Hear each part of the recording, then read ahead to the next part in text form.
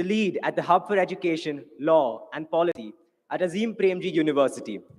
He is on various government advisory committees on issues concerning education, particularly in Karnataka. He regularly writes about issues and challenges related to schools and higher education.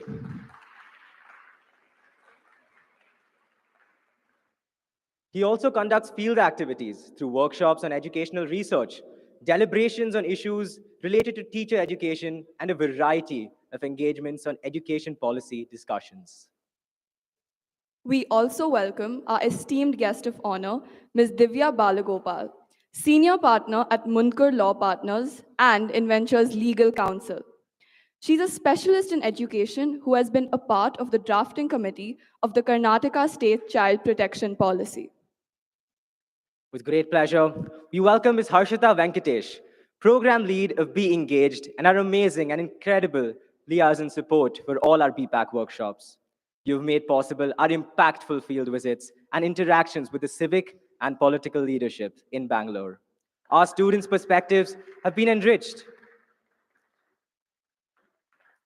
Our students' perspectives have been enriched with these experiences, so we would like to honor you with a small token of appreciation and gratitude.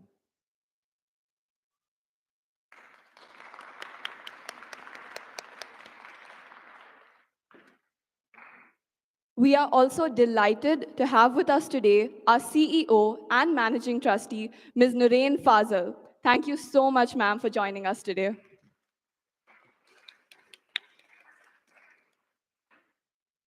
I request our guests of honor to come up on stage and share insights. We will also have the committee directors and assistant directors come on stage and present their findings.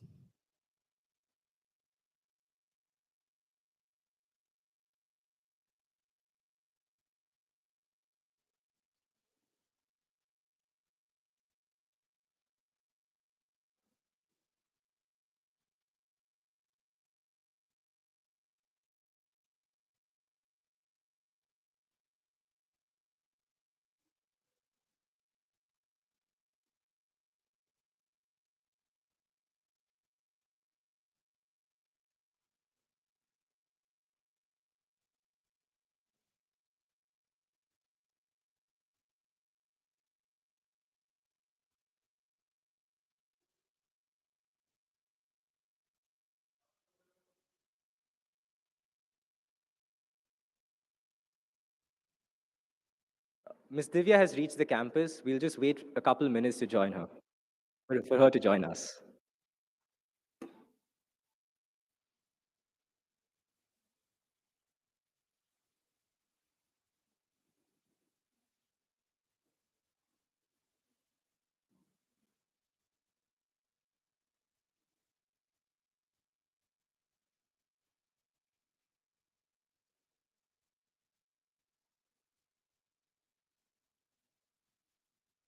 While we're waiting, I'd like to mention a very, very happy birthday to Ms. Varsha ma'am and Om.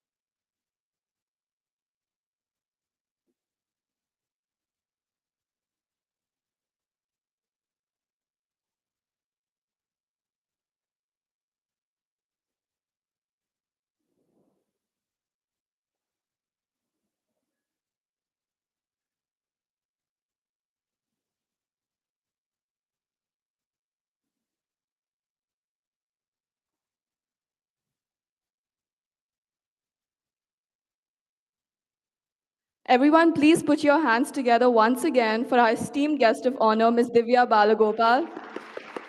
She's the senior partner at Munkar Law Partners and Inventure's legal counsel, a specialist in education who has been a part of the drafting committee of the Karnataka State Child Protection Policy.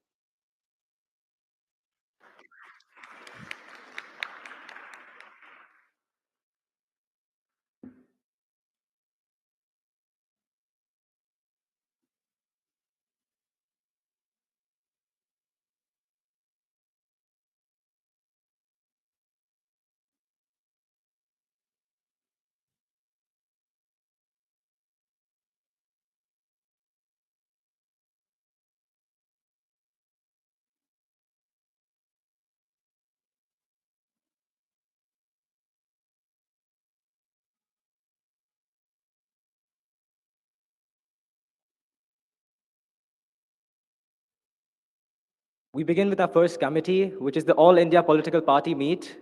We'll have the directors and EB members come up on stage.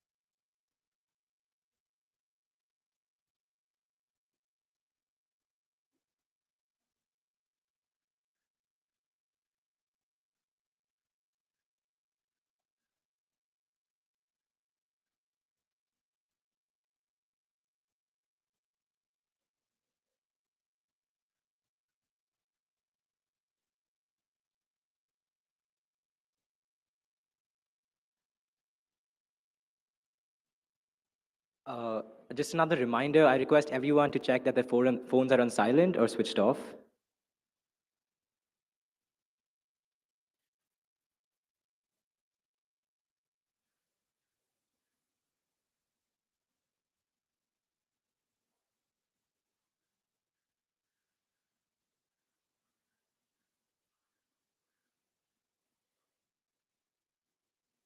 Let's have a round of applause.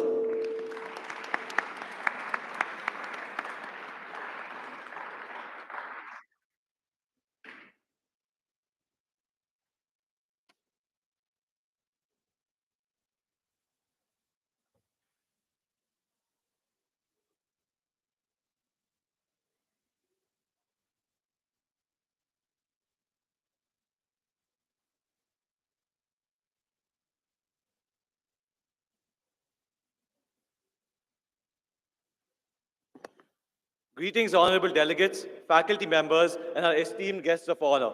We welcome you to this presentation. For the first committee, the All India Political Parties meet. Our agenda was resolving disruptions to education during the pandemic, and we aim to take our delegates through the pandemic, starting from 2020 all the way up to 2022. We moved through issues like the lack of exams in April 2020 to addressing the oxygen, medication, and hospital bed shortage in 2021 to bridging the gap in education right now in June 2022. Our delegates, through 3 days of extensive debate, have come up with detailed solutions for said topics. To begin with, one of the key solutions that came up in committee was to ensure the access of data, electronics, and electricity for all citizens of India. Our delegates plan to carry out donation drives in urban communities and provide these government schools for their students. They were Make in India campaigns for cell phones to use carbon nanotubules instead of silicon semiconductors to make it cheaper to manufacture in mass production and reduce imports from abroad. Reducing costs for data by partnering with various data companies like Reliance, building data towers and connections in rural areas, which is done by identifying blind spots and identifying locations to build them. This has been done through a Digital India plan, which is then used to recruit the workers, which will be used to build these towers. Moving on, our delegates also want to solve the hostel bed crisis by having state governments and central governments partner with local and central mattress vendors and with big companies such as Euroflex and Sleepwell. Lastly, for bridging the gap in education that the government students faced across the 2 years in the pandemic, we wanted to bridge the gaps via worksheets, textbook drives where students like us donate our old textbooks to government school students. which they can use to help in their learning on past grades, and then, of course, online resources for self-education. To track and monitor our progress, we came up with many metrics. The first was scholastic measurements, which we conducted every month for all portions missed during the pandemic, which will further help identify weak points that the students can then bridge while the help of their teachers. To monitor data and electronics access, a committee under the Ministry of Power and New Energy will be created which will help access and monitor the long-term plan which delegates have proposed. Moving on, to track the success of rolling out the hospital beds, there will be success metrics made by the Ministry of Healthcare based on number of beds needed and number of beds provided by the partner company. Our target audience includes public school students all across India and patients at hospitals who faced major issues during the pandemic. So who are our key stakeholders? Our key stakeholders include various ministries of the Indian government, ranging from healthcare, finance, power, and education. Hospitals and doctors, public schools and their students, companies that are partnered with, like Duraflex, Reliance, etc., online educational companies and textbook providers, and lastly, citizens who will donate electronics and books to our students. So we've predicted that we face many challenges during our journey to create change. The main ones being the lack of funds and the misallocation of funds. Along with these, educating public school students on how to use these educational apps, receiving enough mattresses and phones through partnerships and donations, asking phone companies to change components in their phones will face backlash. And since data connectivity is a long process, it can be continuously delayed, and we might face a severe shortage of funds. Now, how we manage to overcome these challenges? We have various plans which include imports for various products can be reduced, like clothing, which is in line with the Make in India campaign.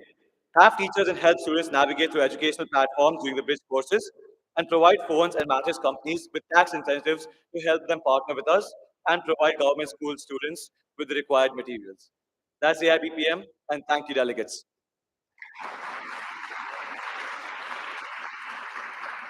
I now ask our esteemed chief guests for any feedback they have for our committee.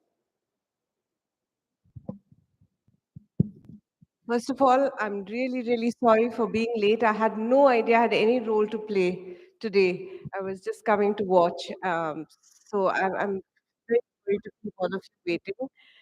Um, Congratulations. Thank you, ma'am. It's an wonderfully well thought out, empathetic, on point solutions as far as I had a quick glance through it. Um, Before I go into feedback, would you be able to share with us some of how did you get to a point where all of you agreed?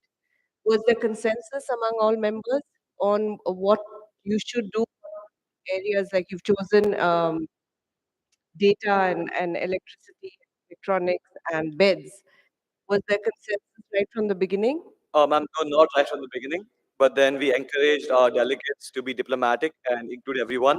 So towards the end of committee, they all came together in sort of one block, as we say, or one group of people, and they came up with beautiful solutions together, which is the right-wing party and the left-wing parties, and they just came up with these as one whole group for most of the time.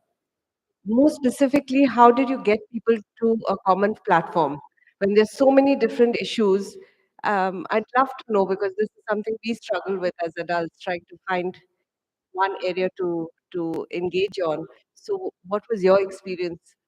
How did you get people to agree? I think a lot of the credit goes to the delegates out there from AIPPM who took it upon themselves. They took it upon themselves to collaborate with everyone, include everyone's thoughts and ideologies into one single resolution that we in the end came out with. So they called people to them, they asked the solutions, they took all the solutions down, they combined the solutions, and they came up with one concise piece of document that we now call our resolution. So hats off to them. Thank you. My feedback is I think it's really comprehensive. I like the minister of power to be brought in to collaborate on this because that takes a bit of the responsibility of just the Ministry of Education. So it's nice that you brought that in, and the assessment part. I think Sumedha ma'am had mentioned during her conversation with the panel of how important it is to evaluate the data that's been given. There's been so much of curriculum that is a data dump right now. So I'm glad that you thought of that and took her feedback in. Thank you, ma'am. Nothing more for me.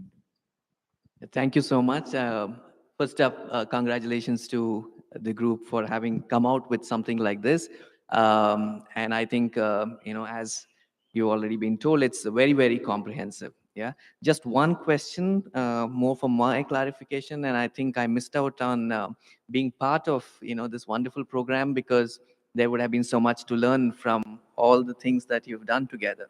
So my question is, what was really the biggest challenge for you to bring together the different points of view? As you said, that there was a left wing and a right wing within your delegates, and you tried to bring all of them onto a common platform.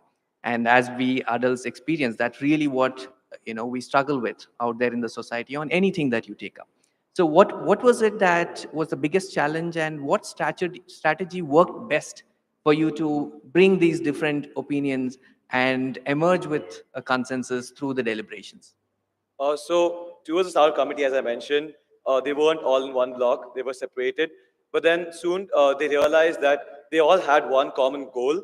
They just had different ways of achieving that common goal, like data access all around India. So what we pushed them to do was we pushed them to include all their solutions in one resolution instead of having two different sets of resolutions which have a similar objective but a different set of points. So if you include most of the solutions, then you get more people heard. And if that resolution passes, which means that action will be taken, it's more beneficial for them. So the delegates understood the benefit in working as one, which will allow them to pass more solutions and help them take action much faster. In terms of differing points of opinion, there were a lot of differing points of opinion, but I think they looked to find middle ground upon extremist opinions, and then they've used this middle ground to come up with a solution to the problems that we put forth to them. Wonderful. Thank you so much. And I think congratulations for you to have tried this out and come out successful with, a set of resolutions that you have here. Um, because I mean, in fact, this can be a learning for many of us out there in the society as to how do you hit the middle ground, right? Which is really the way forward. Otherwise, we keep haggling and sticking to our positions. So unless we get to that middle ground, movement forward doesn't happen, right? And I think the other strategy which has been wonderfully worked out is breaking up the issue into smaller agreeable components so that you move forward. Absolutely wonderful. Congrats once again. With regard to feedback, I would love to see your entire document, which I'm sure would incorporate some of these things. But then, from just the summary and just the skimming of this, I feel a big challenge would be to really look at as to where the budget would come for this, other than the PPP model that seems to be alluded to, right? Tax breaks, some of that could come, but then given the scale that we have in our country, one really needs to work on the budgeting. So though, of course, you are looking at synergy across ministries, one is, of course, to get that synergy going. As all of you know, the Women and Child Department, or the Women and Child Ministry at the center, and the Education Ministry or the Education Department in the states. Now, these are two ministries or departments that ought to work very closely, because the Women and Child Department, as you know, looks at needs of the children aged 3 to 6, and Education Department, thereon. Uh, Getting synergy between these two departments, which naturally should be working very closely, is in itself a very, very difficult thing to achieve. So in that way, Ministry of Power, Ministry of Health, all of them coming together would be another challenge that will have to be thought through, which if incorporated and it's there in your document, very well. But otherwise, I think something that we will have to put our heads together to see how to achieve that synergy. Yeah, but I think that's another beautiful point, that all ministries and departments have to come together with these goals, which are very similar, in fact sometimes identical, and there is duplication happening. So I think all that is coming out here. Congrats once again, and a wonderful job on this.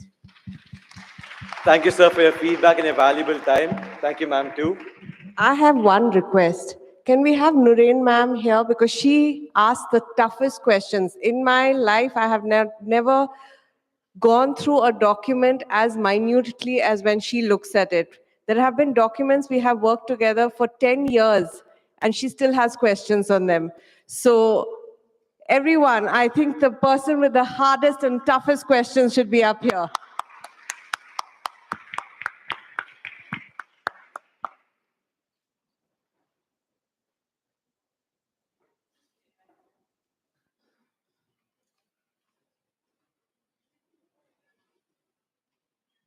Even on legal documents that have been submitted to the court, she has come up with questions to the senior counsel that none of us in the room would have thought of.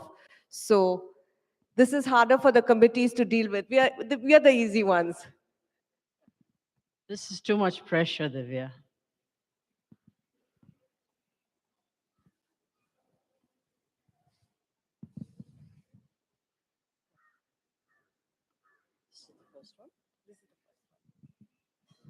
This is the first one.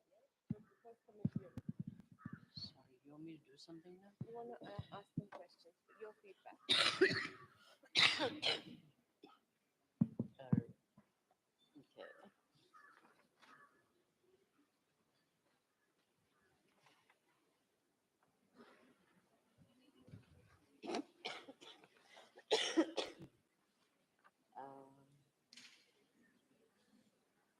Yeah, just a quick question, which caught my ear when you said it. You said imports can be reduced from various products like clothing. This is in line with the Make in India campaign. So when you come up with these kind of recommendations, do you look at what impact it's going to have on other stakeholders? And what do you think their response is going to be to something like this? And how would you address it? Ma'am, so I think the BJP government, throughout its policies, has been trying to do the Make in India campaign that which Modi has brought forward and trying to reduce, stop us from using products that come imported from foreign nations. So in line with that policy, the delegates, they wanted to take down these imports to help fund these things, and we realized the impact it has to the economy and the fluctuations in What do currency. you think the impact would be? Because today you've got a situation where you have no power for manufacturing. Your ports, there's logistic delays everywhere across the world. Shipping costs have gone up. You need certain raw materials to make production happen. You need a certain type of education system in the country which would enable quality manufacturing. Do you think all these things are in place? They're not in place, but we hope to get these in place. So in our resolution that we Okay. have mentioned, we have a plan of how they're going to go about this in terms of setting up these sites and getting the people needed to work for the production aspect of it.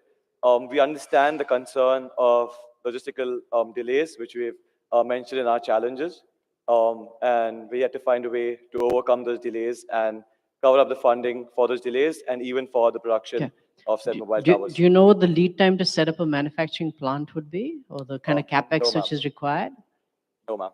Okay, great. So maybe that's one thing which, I mean, I like that you're thinking of things outside of education, but the one recommendation I'd make when we come up with these kind of solutions is look at the impact that it's going to happen, which is going to happen, which is going to have for everybody in that ecosystem, and what needs to happen to enable something. It's very easy to say stop this, but then what is the alternative, right? And I'm sure you like good clothes as much as we all do. So thank you. Thank you, ma'am. Thank you for your feedback. A quick question. Would you be working on these recommendations some more? Yes, I ma'am. mean, We will. on these? Yes, ma'am, we will. So you would take the feedback on Yes. budget and the impact assessment and then put it in? So the final resolutions that we have, we'll edit them and we're going to put a white paper in a couple of months with our final resolutions so that they can actually go out to be implemented. So we're going to take all the suggestions that we can get and improve our resolution so we can put it forth and it can actually be practical to be implemented. Thank you, ma'am. Thank you, sir.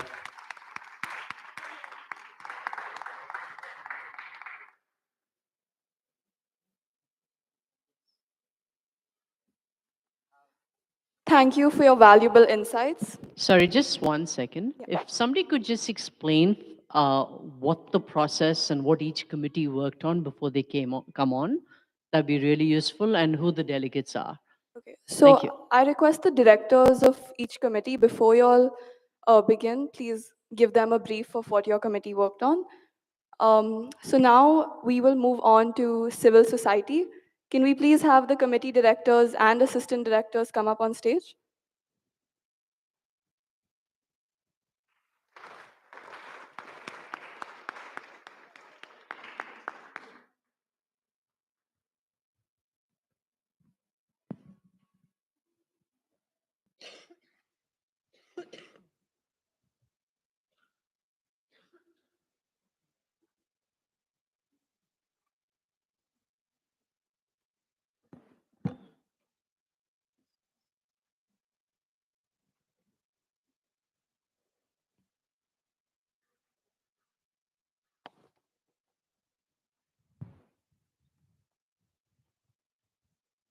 Again.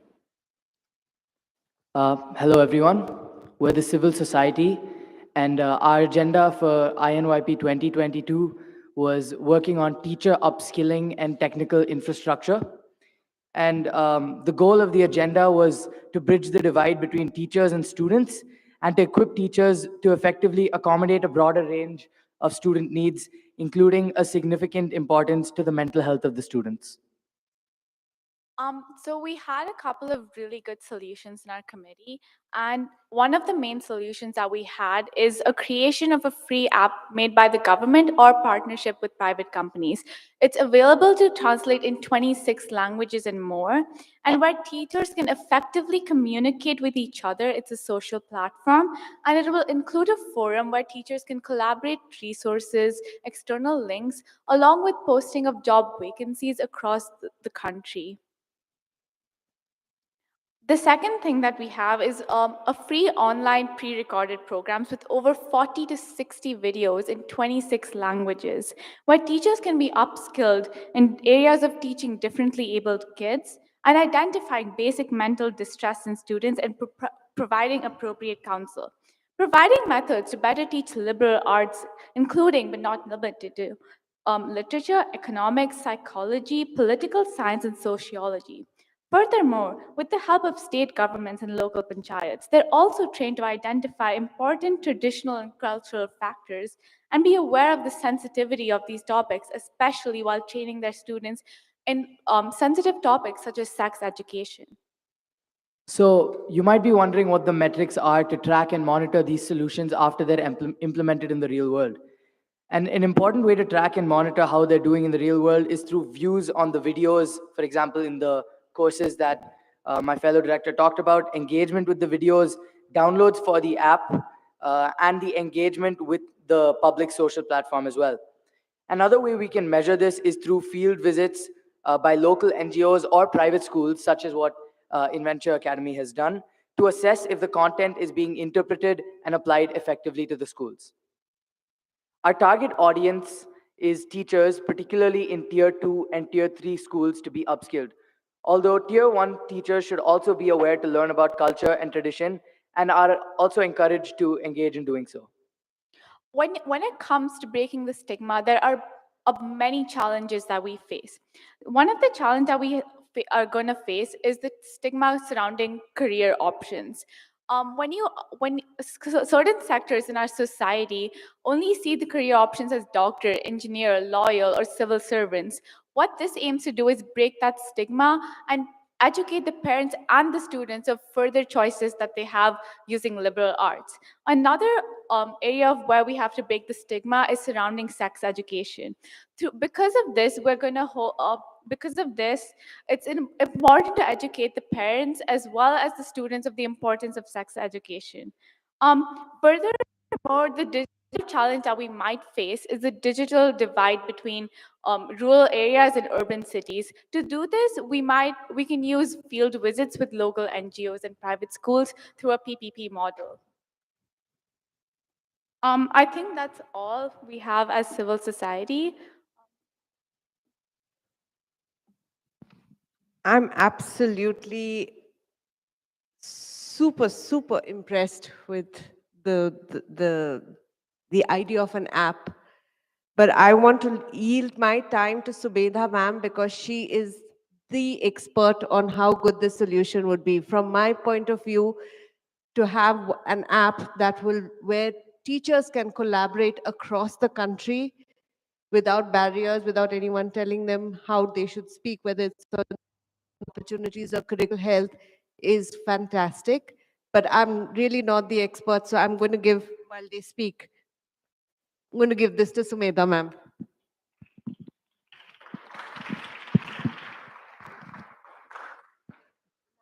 Do you want us to speak first or Sumedha? Okay. So my question is, did you look at what current solutions already exist today? Does anybody want to address that? Um, Ma'am, in what we had looked at, so the main thing we looked at were many of the documents that have been laid out that schools are meant to follow, or for example, the NEP documents, which are meant to be guidelines or blueprints for schools to follow in order to upskill education, but we weren't able to find these sort of wide-ranging solutions, such as courses for all teachers to take, or things of the scale that we're talking about, or that we've proposed as a result of civil Okay. society. So you might want to look at an app called Diksha, which exists. And I believe it's aimed at doing exactly the same thing. If I'm not mistaken, Azim Premji University had an app which you launched on a Teachers' Day like 7, 8, 10 years ago, I remember. Yeah, that was more of a portal. That's right. But then a lot of that has come on to Diksha now. So That's right, I think yeah. Diksha is more comprehensive. Right. So love the idea, as Divya said, but my recommendation to you is to look at what's already there so we don't need to reinvent the wheel. Because if there's already a platform which exists, so maybe as you can see right now, by the way, how many of you have heard of Diksha? Show of hands. Okay, so some people have, but others haven't. So maybe it's a case where it exists and people are not aware of it, or they don't think it's useful. So what you could do is to work on creating more awareness and try to figure out how to make it more effective. So that would be one recommendation. Right. So maybe the mental health part is not covered, and that's something which we can definitely look at doing. Right. The other point is this is meant to be to bridge the divide between teachers and students. I think you're very effectively looking at how to equip teachers to become better teachers through the MOOCs and through the app. I love those ideas. But my question is, what are you doing to bridge the divide that may exist between teachers and students? Ma'am, I think. And Oh, sorry. Finish. Go ahead, please. Ma'am, I was going to say that I think the purpose of the MOOCs and the app, for example, are yes to help equip teachers better, but the reason is to equip teachers better and get through to the students, and mainly to get teachers involved in learning how to teach subjects that aren't typically covered in most modern curriculum. Okay. Let me ask you a question. Since Divya said I like asking questions, which teachers do you connect best with, or what kind of teachers do you engage best with? The ones who know the subject knowledge, or the ones who connect with you emotionally and So I connect better with teachers who understand me emotionally as well as apart from the study material. So I think there was a section in the MOOC which talks about how to effectively teach differently able students as well. So there's various effective methods that you could use to teach students that are differently abled, along with the app as well. For example, a public school in North could help a public school in the South find better ideas to teach students across the geographical distance. okay, that's great. I'll give you one quick example. I visited a school in Shivajinagar a few months ago. I asked the teachers why they became teachers. 9 out of 10 gave me the same response. Do you know what that was? Any thoughts? Ma'am, so you can help more students. Okay. They want to teach students and help them become a better individual. Better individuals? Yeah. I love that response. But 9 out of 10 said they want to teach children how to respect their teachers and respect their elders. So I think That's the thing which you need to look at, the attitude, the underlying philosophy of education. Why does someone choose to become a teacher? Why does someone choose to set up a school? I think that's the kind of work that you need to look to do in order to build that connect between students and teachers, so more kids can be benefit from the kind of teachers that you have who want to work towards making kids better individuals, right? So that would be Yes, ma'am. quick feedback. Thank you.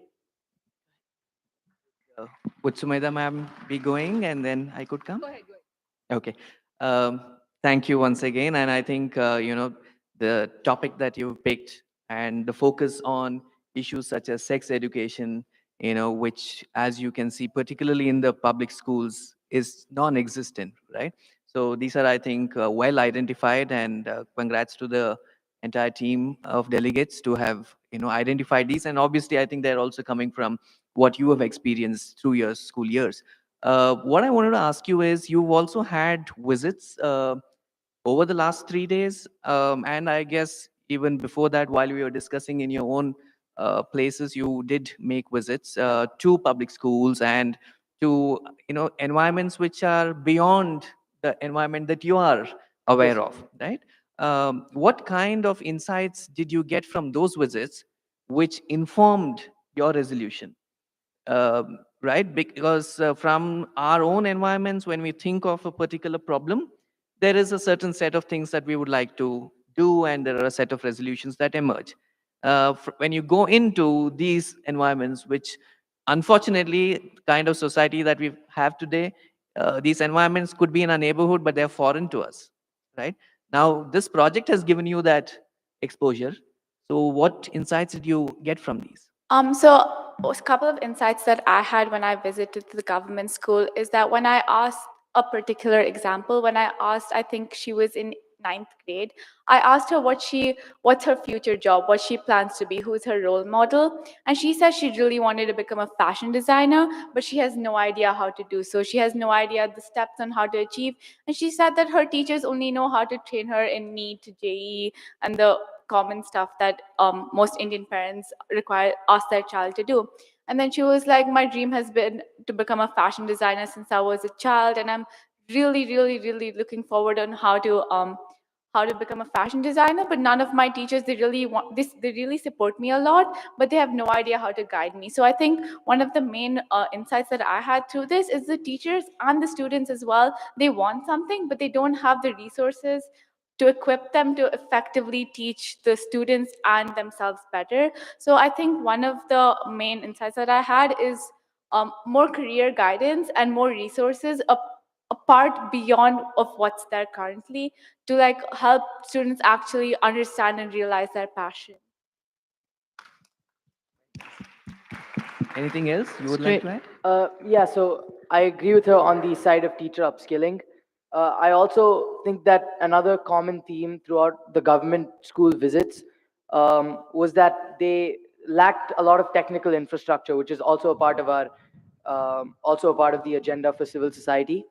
And while they did have access to obviously WhatsApp, for example, a lot of students said that the way they studied was by receiving WhatsApp notes. Uh, the level of technology was obviously not up to up to the scale that would facilitate online learning to be even close to successful as physical learning, as students who are fortunate enough to have had things like Zoom class have had. And so I believe that that was another insight that we got, and that's why we have in the resolutions we also had different parts about technological infrastructure.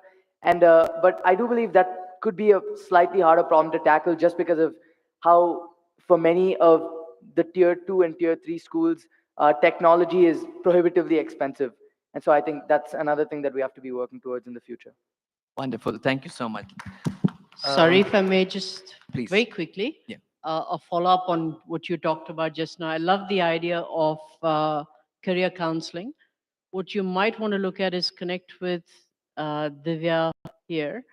You remember Suchi from UNICEF, India Learning Partnership, if I remember correctly, Foundation. So that's ILF is us. Yeah. But anyway, but she has an organization which does this. So right. Second is you should look at the work done by Abdul Latif Anti-Poverty Lab out of MIT. What they've done is they talk to students and students' parents about the impact of learning, of schooling on children's earning potential going forward. And they did some research and they found that talking to parents and students about this actually increased the likelihood of students going to school a lot more in complete school. So you should look at incorporating that work. Sure, ma'am. Thank you. Go for it. Sorry.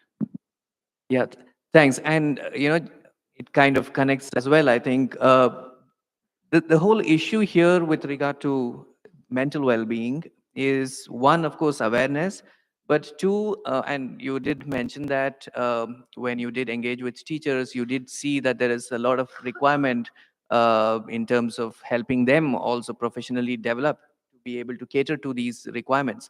Uh, but there is also, I mean, you are the civil society group, and you have that very strong society out there, right, which is having a certain set of ideas on variety of things, including sex education. So even if you, for instance, professionally capacitated teachers to engage with something like that, now there is a societal norm around which they will have to work. Yeah, and these are things which will have to be thought through, uh, because even, for instance, in an app, the kind of things that you would put in will require to somehow navigate the various strong opinions that would be there in the society, without um, let's say, making them too anxious that there is such a strong pushback that the entire thing is then dismantled, right? So the navigation has to be very sensitively done so that the society does see that it is benefiting their children, benefiting them. And though in principle you are actually, uh, violating some of those established norms, you need to, I mean, that is the push forward that is required. So this balancing act is something very, very critical. And I hope in your discussions, you did have these things come up, and you did have also delegates from these backgrounds who are bringing in these aspects. And I'm sure many of our homes, we do see some of these pushbacks. Now, these are all part of the societal norms, right? So I would love to, of course, read your document. I'm sure many of these nuances would have been captured. But then this is something for you to also think a little deeply about. Yes, sir. Thank you. Yeah. Thanks. I think between Nurain and Rishikesh sir, they've kind of covered a lot of questions that I would have wanted to ask, particularly Diksha. So Diksha was used extensively, particularly during the pandemic, to train teachers, even to train them on how to teach online, etc. And it's kind of like in the last 2-3 years, it's really evolved. So I strongly recommend do look at it. It has a lot of stuff which teachers can use. It's a really good platform, and most of the teachers, even in rural areas, do have access to it. So it's something that's available, but you can evaluate it and see what more can be done. Some of the practical problems that I'll point out on ground is the way training happens and is absorbed by the teachers themselves.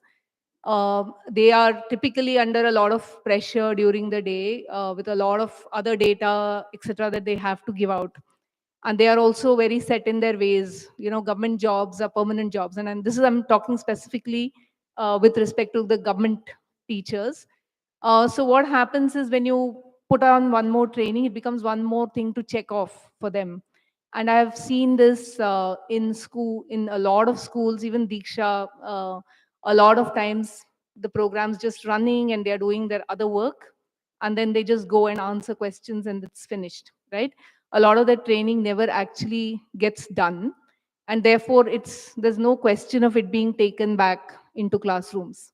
I like that you've tried to measure the impact. This is I think, a closure that people don't even think of. Always training is, data is given in terms of number of hours of training that teachers have undergone. It's always input, and there's no good way to measure the output and the impact. So this is a great attempt, but I would like you to think a little more on this. And this is, I'm talking of the regular stuff, which is easily trainable, administrable through online training, like career guidance modules. All of this, if teachers have a buy-in and they get through to this and they are assured that they'll have the bandwidth to actually share it with students, etc. There may be ways to track these. Now, coming to the more sensitive things, one is the addressing mental health needs of students. Now, this is again, as it is in the government landscape today, it's very individual dependent, right? There are some teachers who are naturally very high on empathy, a great connect with students, particularly in rural schools. You'll see the teachers know their communities really well, whereas in the urban landscape, it is not so. And also, again, differs from primary to middle to high schools. The teacher connect just disappears because high school classrooms in Bangalore, in districts where there is very high demand, particularly post-pandemic now, a classroom size, can you guess what would it be per class? How many students in ninth grade in a classroom? 40 to 50? It's 120 in many cases. So in such a setup, mental health is also very one-on-one. It is about understanding your student, and these kids come from extremely difficult backgrounds, and there is no support back home either. So mental health is another area to really put some good amount of thought on how can we. Teacher training is great, needed, but how will it translate back for the students? You could consider things like a fellowship for students who are doing their final year, psychology, final year social work. There are hundreds of colleges that offer this. And then if they can undergo training and they are placed as full-time fellows in government schools, they could actually be working, in a bunch of schools, 4 or 5 schools, small schools. This could become mandatory, and they could further be trained, and you could have a qualified counselor as a specialist for a cluster, and have all these fellows like the Teach for India fellowship, for instance, is for teaching. You could do this on a large scale. These are some of the thoughts that you might want to think of beyond the app. Likewise for sex education, I think both these are very difficult, sensitive aspects. You got to be there in person, you got to have the mental space and the ability to receive and then make the impact back for students. So I really love that you've thought through a lot of areas, but just giving you insights from total grassroots. So I hope it's going to be of some help to you all. Yes, ma'am. Yeah. Thank you. Yes, ma'am. Thank you. Yeah, if I may just add to what Sumedha ma'am spoke of, did I get the name right? I have not met Sumedha ma'am. Yeah. So, you know, there are already policies, right? And in fact, the National Education Policy 2020 speaks of counselors to be appointed in schools. And so to bank upon these policies and to drive home the point with the backing of this policy would make your resolution more powerful. Yeah. So my guess is that you would have used it because of it would have been an obvious thing. But then if you haven't, it's very important to do that. Yeah. When something exists as a policy, it already has a certain kind of a legitimacy. So use it to back your point. Thank you. All right, sir. Thank you so sir. much. But the policy, while it talks about counselors in every school, does not look at the number of counselors per classroom or students. And if you look at the number of trained counselors in India, and that's a statistic you might want to look at, you'll find the ratio, the number that's coming out of India and the number of students we have, the gap is so big that having a recommendation of one counselor per school may not work out unless they are, like she said, a kind of a floating group that can service a number of schools, because it's just these kind of realities of life between what the policy says is the best standard, but what our capacity is at the moment, and then going from short term, medium term to long term, those kind of goal settings is also something you might want to look at. But just absolutely wonderful work. Could we see the delegates of each committee so that we can give them a big round of applause? So let's start with the civil society, and then we'll look at the delegates of the All India political party, right? So civil society delegates, could you stand up, please?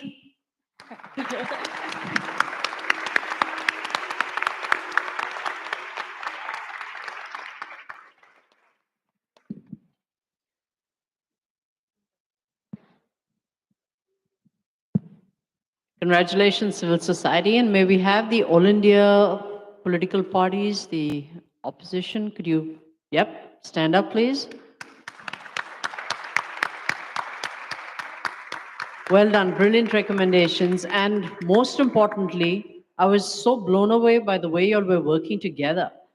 I think we got to send this video clip to our powers that be, as they're called, our parliament and our political parties, and show them how they can learn from you. Well done, everybody. Thank you.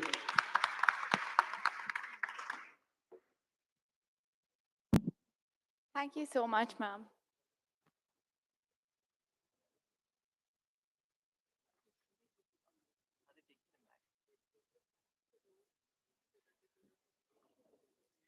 We now have the Lok Sabha. Please welcome the delegates. Please welcome the director and the assistant director. Just a small request. I request everyone not to be on their phones while the discussions are going on.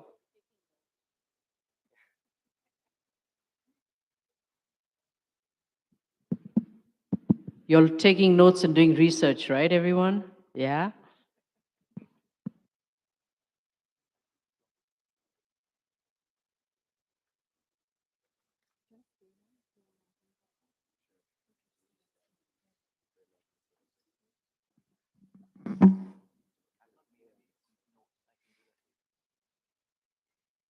Okay. Hi, everyone. My name is Neha. I'm the director of Lok Sabha.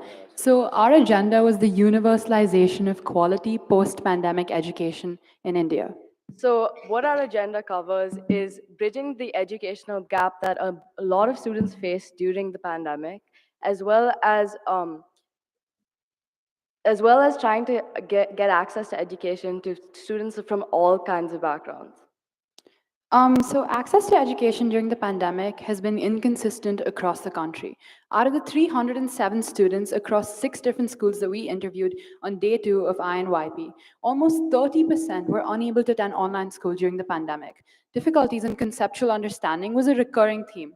And when we asked the students about their experience with online school, this is exactly what they said. However, there were some students who were able to grasp content with assistance from their family or external tuitions. Thus, there was a great disparity amongst the level of learning that all these students had across the government schools. Additionally, there were also discrepancies in terms of who had access to technology to attend online classes. And now that students have returned to school, they're all on different conceptual levels, despite being in the same grade. We want to accommodate these differences in education levels to make up for the inequity in the delivery of education during the pandemic. And this is what we aim to address through our agenda. So some of the key solutions that came out of the committee deliberations, it was actually super cool because the opposition party and the ruling party were working together throughout. It was the most insane collaboration we have ever seen. And I think they came up with some two brilliant solutions. So the first one was encouraging private institutions and NGOs to collaborate with government schools by suggesting enabling volunteer community service hours for students studying in international schools across the nation. Now, during these sessions, it was said that students could work with NGOs or other organizations to help public schools in teaching and other activities. Obviously, some could willingly participate, and just as another incentive for these students, they could get college credit and also a certification from the government. This is also endorsing the PPP model. These private schools would adopt a minimum of 2 public schools, and this clause would apply to a private school with a revenue of more than rupees 60 crores. The PPP model is similar to what Inventure has adopted with Ramagandanahalli School. It is essentially when a private institution adopts a public school and helps them with infrastructure and other things like teacher upskilling and overall just the delivery of education. The second solution that the delegates came up with was proposing accelerated learning programs and a system of assessment, grouping, and remedies. So students would be tested through a standardized test conducted on short notice in order to assess their education levels after the pandemic. Now, this would not just be on conceptual understanding, they would also be tested on basic skills like creativity, analysis, and application. Based on the results, students would be grouped into 5 different learning levels and would be taught to bridge their learning gaps.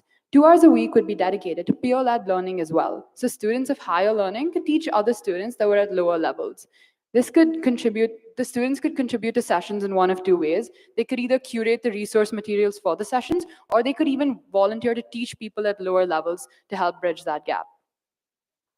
So to monitor that our solutions are actually working, we would have a number of private schools adhering. We would have to monitor the number of private schools adhering and adopting PPP.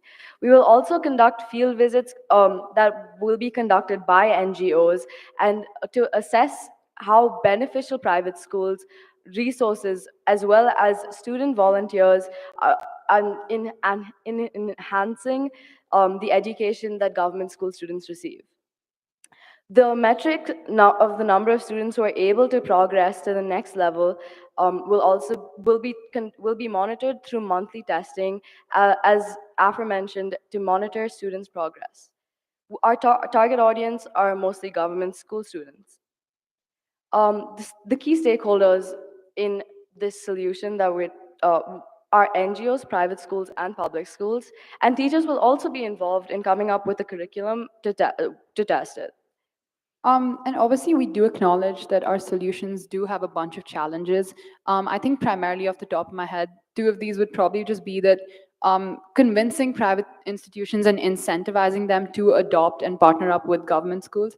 And the second thing would be a test format that is holistic enough to create like an appropriate judgment in terms of all metrics, not just concepts, but also things like creativity and analysis.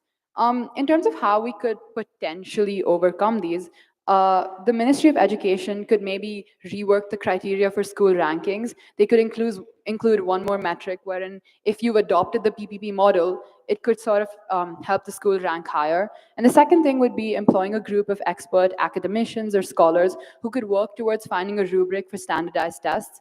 This would be done under direct supervision of the Ministry of Education.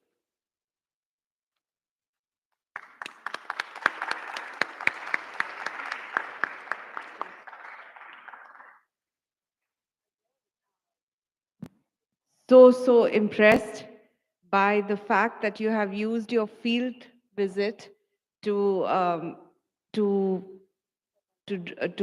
conceptualize your problem statement, and I love that you looked at the statistics and given us an idea of what your learning was from that field visit.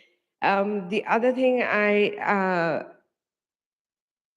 I'm so impressed is the level of detail. And this shows that when people come together and you don't waste your time fighting each other, the amount of ground you can cover in just 2 days from a macro level where you're talking about how do I change behavior? How do I incentivize people to do what I want to do?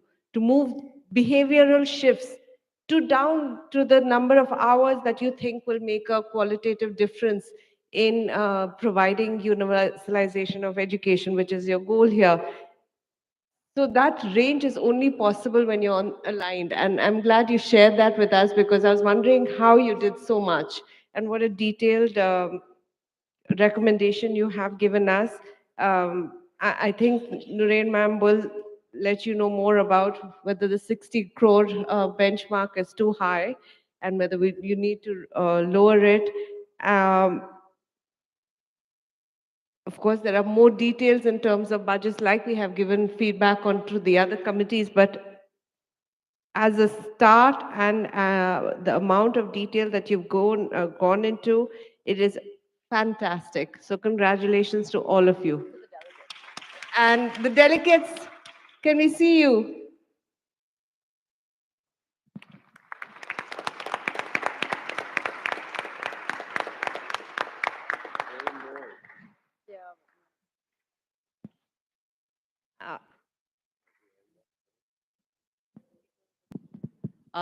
Like Divya, very impressed with how you've looked at what you found in the schools that you visited. And I think over the years, your own experiences with our community outreach program. And you're really looking at the kind of model we've got with Whitefield Ready, with TFI, and looking at scaling it. And I like that you looked at the matrix, your target audience, your stakeholders, although I think you should have included parents in your stakeholders. That's very, very critical, as is the government.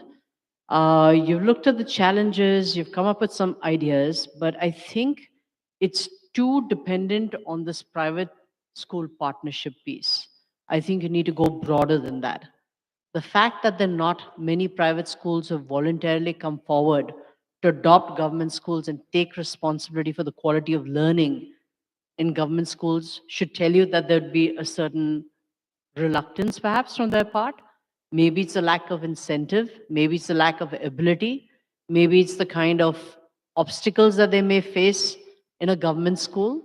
So I think you really need to examine that aspect a lot more in terms of why aren't there more collaborations on the lines of what we have in Ramgundanahalli with Whitefield Reddy and TFI that Inventure already has.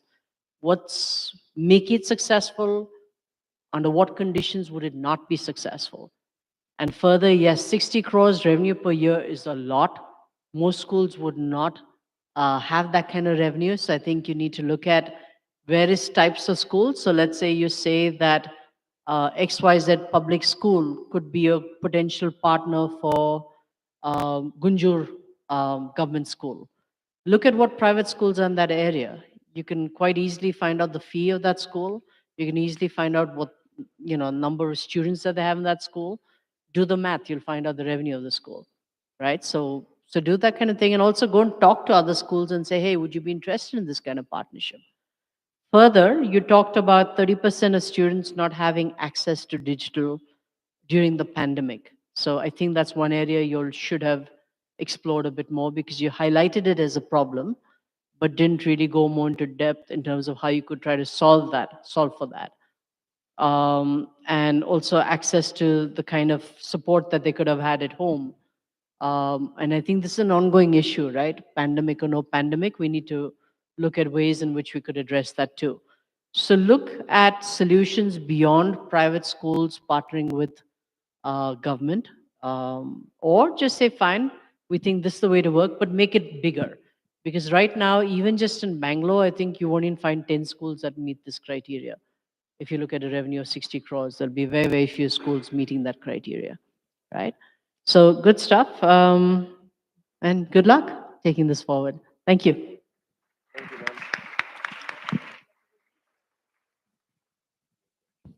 Yeah, so I mean, this PPP model obviously is very exciting because we are all part of it and we are seeing the impact on ground. But it's a very small, it's one school, and uh, Karnataka alone has about 48,000 plus government schools. And like Nurain rightly said, how many private schools are you going to find that A, meet the criteria, B, are willing to put in this level of effort and quality, right? You say government starts incentivizing private schools to get into PPP models. A lot of these could also be fairly, not really impactful models, because as you know, I don't know if you've analyzed that, even to start a private school in Karnataka today is a big challenge. There's plenty of red tapeism. So it might be an incentive for someone who's setting up a new school to say, hey, okay, I'm just going to adopt these two government schools next door and enter into a PPP and just put in some low quality teachers there, and just get started, because that will help me clear all these other hurdles with the government to start my own private school. So I think a lot of that has to be thought through. And of course, I'll look at the bigger document of what kind of ideas you have around PPP. Also, PPP would be nice to explore beyond private schools, in the sense that what are the models in India right now? What are the models abroad? Like there's charter schools in the US. How do they work? The government has recently come out with this idea of 2,500 plus model schools in PPP model, and they've put out a call out for that. This is from the central government. Would be a good idea to see what the government thought process on that is. What do they think of PPP? In Karnataka, we're just making baby steps towards PPP, and it's not even a real PPP. It's a public philanthropic partnership. There is really, it's pure philanthropy.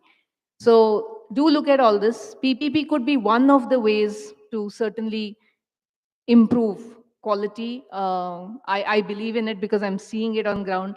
But there's a lot of different types of PPPs that can happen. A lot of monitoring needs to happen. We can't, government cannot just give away its responsibility, hand it out to someone else. That's how it's going to be perceived by the public. I mean, government also has to worry about the perception issue. and quality can get heavily compromised. I mean, now we sit here and we think that government schools are probably at the bottom of, like it couldn't get worse. It can, right? So if the PPP goes wrong, it could get worse. Also, I would be interested to understand, have you looked at the affordable or the low budget private schools? If you see the quality there as well, if you look at the ASER surveys, they don't fare very well either. When we say private and unaided, and that's a big chunk of Indian kids going into those schools. Like around 50% plus are in government schools, and there's a big chunk of, another almost 45% plus going into these so-called affordable budget schools now across India, urban, rural, everywhere. So we kind of got to look at what's happening there with the quality, right? Even there, I mean, schools like Inventure are really the very, very small percentage of schools in the country. So when we are talking of uplifting quality of education for everyone, and it is government's responsibility, whether you go to a private school or a public school, to ensure quality education, mandatory education for children, that may be an area to also look at, what's going on there, because right now, why is it that even though they are private schools, why is the quality so poor, right? So I think NEP has spent some, talked about that as well. So you can look at that and see where those gaps are. Yeah. So because it's a big chunk of our children in those schools too. Thanks. Yeah, congratulations to the group. I think, what you started off with is really a takeaway, saying that we all came together to discuss an issue. And as Divya ma'am was saying, once you start talking, that's when you start finding solutions. So when do you stop fighting and when you start talking? Though I would disagree that you have to start fighting, right? And then say that, well, I'm going to fight through the talk. Yeah, we're going to fight through these discussions, and meaningful ones. And I think that's what has led you to come out with this wonderful set of resolutions. So congratulations. But as all of them have said, you are the Lok Sabha committee. Yeah. Yeah. So you will have to think that way, that you are in fact the representatives of the people of India and thinking of the children of India. And hence, the kind of possible solutions will have to be way beyond just the PPP. My guess is you would have discussed many more. And I'm assuming that you just presented in the summary, what came out as, let's say, the highlight. Yeah, these were the two like main ones, but there are many other solutions tackling other problems like mental health, even teacher upskilling. Right. So that's one thing. And as Sumedha was saying, the scale is very important, particularly for a committee like the Lok Sabha committee, right? You have to think about the scale. See, if it's a civil society committee, they can say, well, we are bothered only about the civil society, or rather we are the civil society committee for Whitefield, and we are going to be focusing. The problem can be much smaller.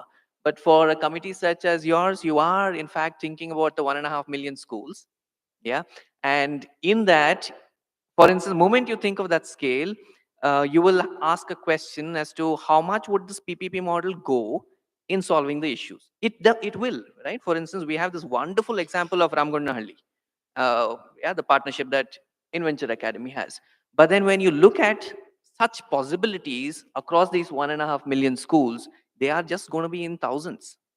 That's it, right? And when you're talking of majority of our schools having turned private, again, as Sumedha ma'am was saying, these are the low-fee private schools. That is where the privatization has happened. Good, well-resourced schools with, absolutely the right intentions of providing the best education, minuscule. Yeah, it's just in thousands. So the PPP hence is just going to take us that far, right? So it will have to be other ways in which you look at these problems. The other thing is, I mean, this is the envy of any researcher. I continue to research, and 307 students across 6 schools, interviewing them, absolutely fabulous job. And I'm sure the insights would have been wonderful, because this is not easy to do. And I think, by doing this and figuring out, obviously you were focused on this subject of how many were able to go online, and you have the data in front of you, uh, which also tells us the enormity of the issue, right? It's easy to say, like, let's digitize all our schools. Let's provide internet resources. But I mean, just look at where we are starting, right? So as I think Divya ma'am was saying, things will have to be worked out phase by phase. And, that is where, in fact, NEP could again be a kind of a backdrop wherein it talks about different phases. So what could be the different phases? I mean, that's something that I would like to see in your report. What are those different phases that you want this improvement to take place, right? And then, finally, Lok Sabha, political parties, ideologies. Now, ideologies creep into these discussions. Yeah. Though, of course, in your set of delegates, you would be bringing in your own experiences, but then getting over ideologies to come onto a common platform is very difficult. So, for instance, the PPP model, I mean, you will have the left parties who would say, as Sumedha Ma'am was saying, this is government relinquishing its primary duty of providing education. So, how do you address that? And, what of the resolution takes care of that? It can, I mean, a vibrant PPP model, because it's PPP, it's not privatization. It's accused of being a smokescreen for privatization, but it's public-private partnership. So to assuage the left, you will have to say, well, this is what is going to come from the public, from the government. And this is where we're going to take the resources from the private, right? I would love to see these things in the report. And again, I'm speaking without having engaged in any of your discussions, sitting through any deliberations. So just, hoping that these are things that are already covered. Yeah, but wonderful job. Thank you for presenting. Thank you. Thank you.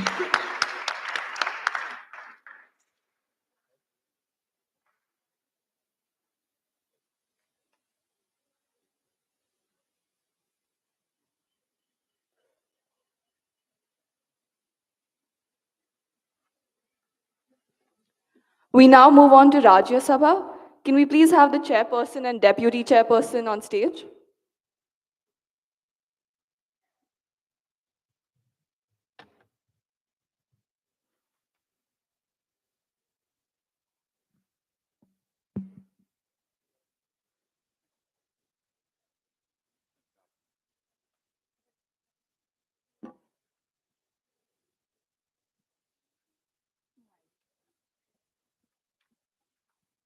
Good morning, delegates. I'm Gautam Chari. I'm the chairperson for the Rajya Sabha of INYP 2022.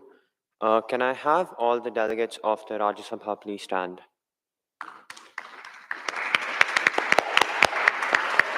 I would like to congratulate you all for having a very fruitful conference, coming up with innovative and comprehensive solutions. You guys can sit now. 1 second. Yeah. The Rajya Sabha this year aimed at setting a budget for education to enable recovery and accelerating implementation of initiatives proposed both within committee and outside of committee. I think we were working very closely with members of parliament, the delegates who were members of parliament in the Rajya Sabha, and they represented different views and they had different portfolios. And like Sir just said, ideologies creep into conversation and dialogue, and their portfolios presented a wide array of ideologies and their perspective on education. The portfolios that way were able to ensure that we did not miss out on any one perspective that we could have gained, and try to have as much inclusion of different ideas as possible. Yeah. One of the key problems in bridging the education gap is the lack of resources. This means a shortage of skilled teachers and technology that enhances education. Our delegates were passionate about solving these problems through comprehensive dialogue that talked about the role of edtech companies and NGOs. They proposed setting up a central university that will teach students all over India online by trying to include companies such as Byju's in the process. Another problem the committee tried to solve was unemployment due to COVID. The committee decided hiring unemployed graduates as government school teachers for a short period of time. For example, 3 months to 1 year, provided they undergo a teacher training program. For the solutions proposed, Our target audience was the student population in India and the unemployed graduates in India. However, our stakeholder is much more extensive, including teachers, edtech companies, and the parents of students. The biggest problem we would face in fulfilling the purpose of our solutions is the process of hiring graduates as teachers, as well as educating them. With our expectations that there will be some pushback due to their unfamiliarity with the program, to solve this, the committee looked to raise awareness both about the need for teachers in government schools and the benefits of joining the program. These benefits would namely be college credit and a certification. These can help a graduate gain employment in a government post. As the assistant chairperson, I would like to congratulate you on writing a comprehensive bill that has innovative and exciting ideas. Well, thank you, Assistant Chairperson. I would also like to mention that one of the things that Rajya Sabha was trying to do was ensure that the solutions that come out of the conference as a whole remain viable and realistic, practical and actionable.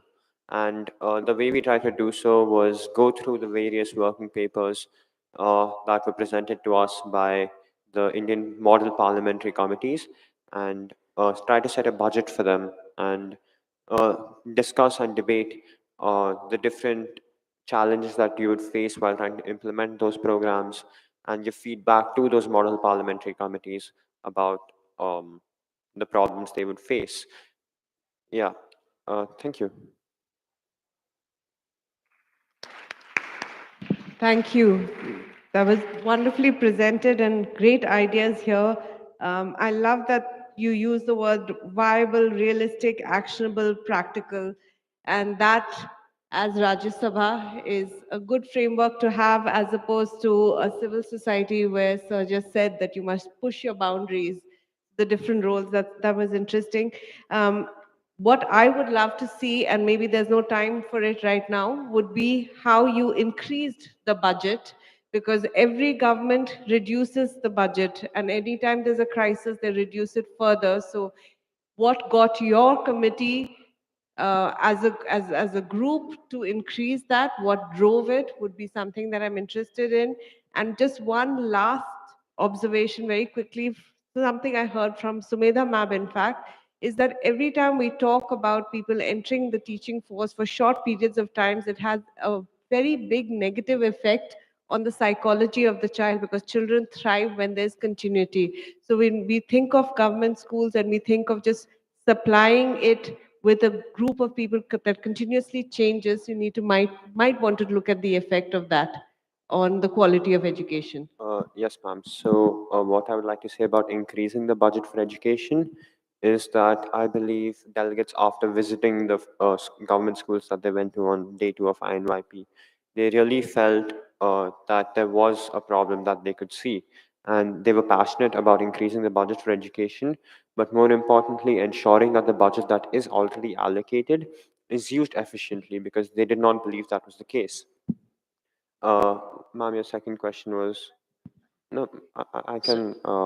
Sorry, quick one. Are you proposing an increase in the education budget or the allocation of the education budget towards lab equipment and technological aids? Ma'am, the percentage.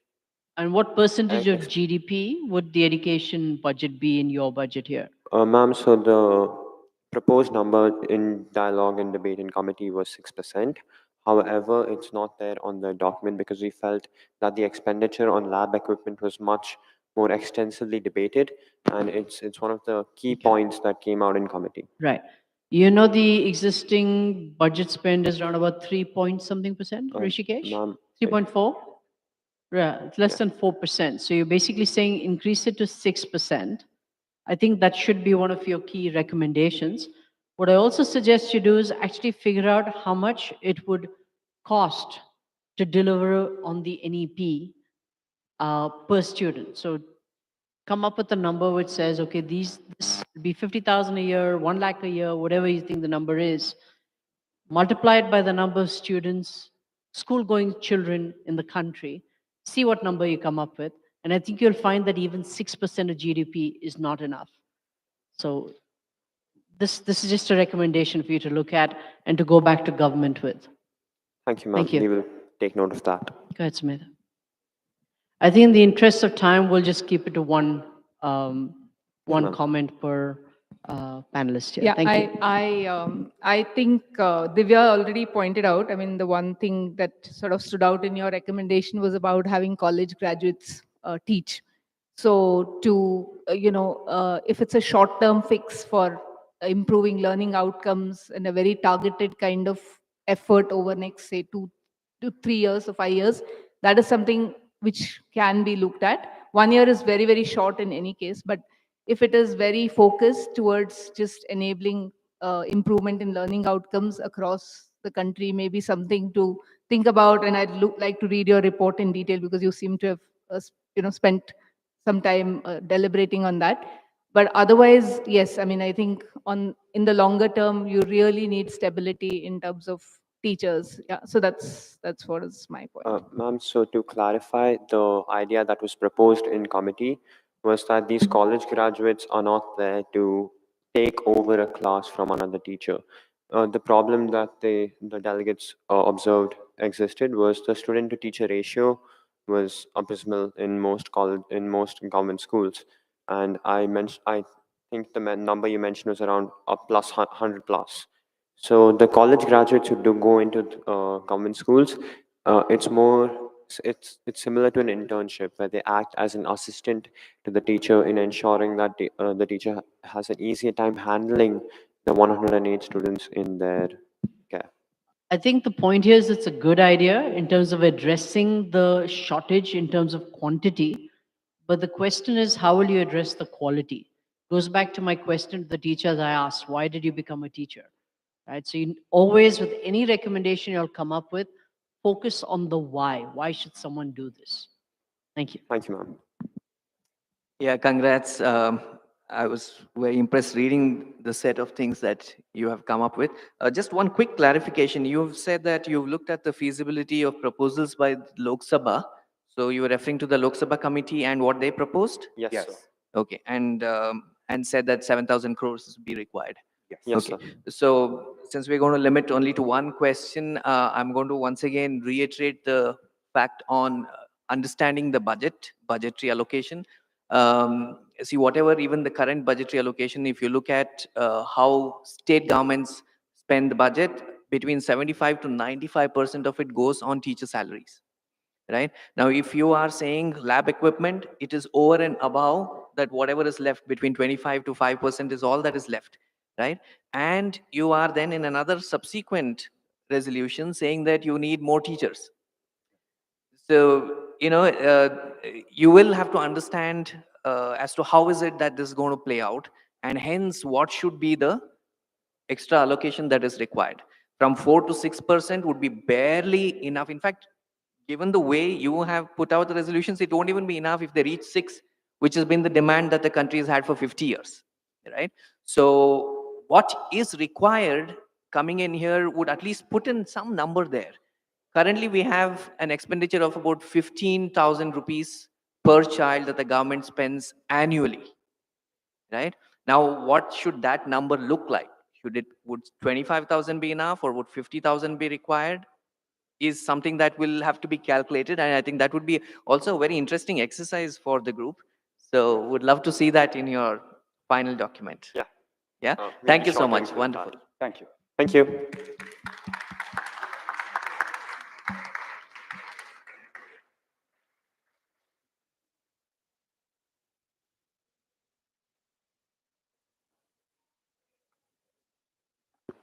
We now have the director and assistant director of the UNICEF.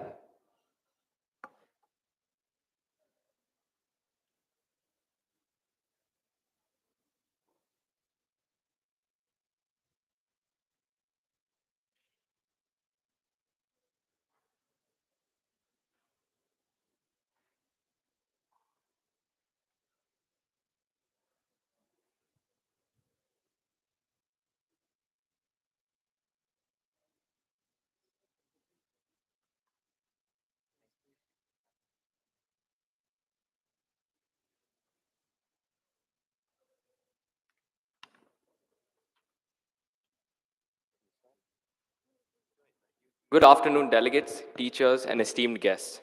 I'm Abhinav, the director of UNICEF, and I'm honored to stand before you today to present the hard work, 3-day long hard work of 25 extremely talented delegates. I will admit, we had a very rocky start marked by committee-wide silence. But today, I witnessed some of the most unique solutions being discussed. And for that, I think the delegates of UNICEF deserve a huge round of applause.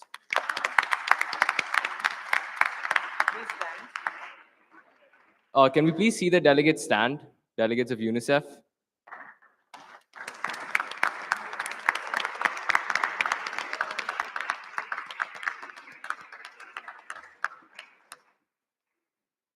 We produced, I think, one of the most comprehensive resolutions we could have on such a sensitive topic, which is the impact of mental health on post-COVID education. And while not everything could be reflected in the document that we've presented to our guests today, we hope to cover everything that you guys have brought up in what we say. Ananya, you can take it from here. Yeah, okay, so some of the key solutions that were brought up during committee were firstly, mental health, so to improve and get a better gauge of the mental health conditions of children in schools, mental health associations will visit schools and universities to conduct surveys and assess the situation of the mental health of the children. The surveys will touch upon aspects of life at home, how they're generally feeling, any extracurricular activities that are used as let-outs, and other aspects that may affect their mental health. Of course, the psychologists, which are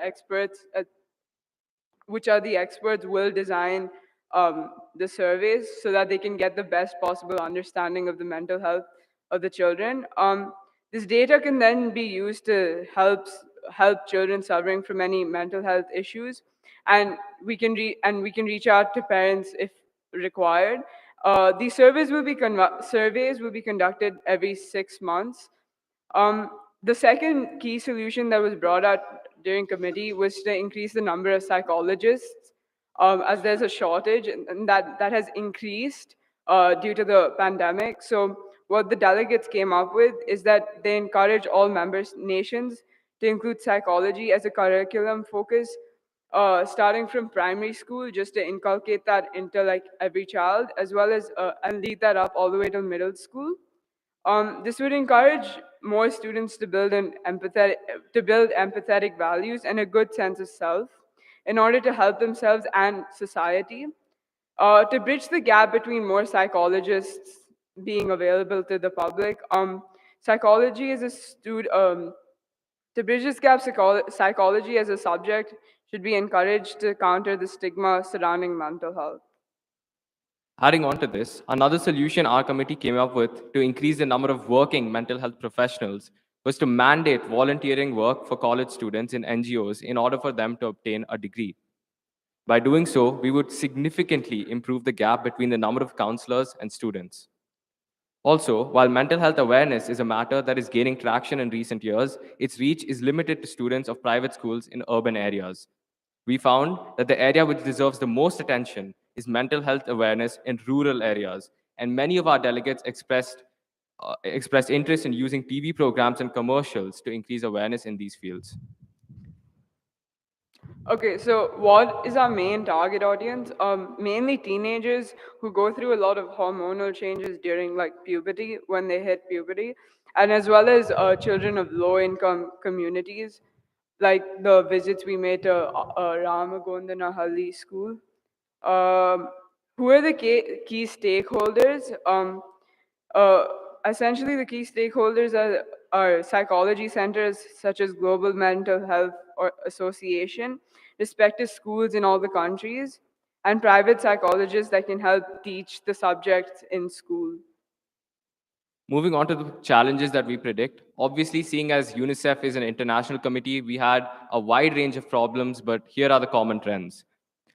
The biggest problem that our committee found was that social stigma surrounding mental health is a topic that's not being discussed enough. Additionally, the lack of professionals in the mental health space is an international concern. In India alone, we have only 0.75 psychiatrists per 1 lakh people, which is well below the recommended standard of 4 people per 1 lakh. Since UNICEF dealt with the issue on an international scale, certain nations not only lack counselors in schools, but lack schools itself, such as Somalia. This would undermine one of our primary solutions. Some nations barely allocate 0.5% of their annual health budget towards mental health. So how can we overcome these challenges? Firstly, parents can be called to schools and sessions can be run by NGOs to educate them on mental health and how to react to their students facing these issues. Secondly, relying on NGOs to work with rural communities in the nations which don't have the ability to allocate enough funds towards mental health is another solution that we can look towards for immediate action. Thank you.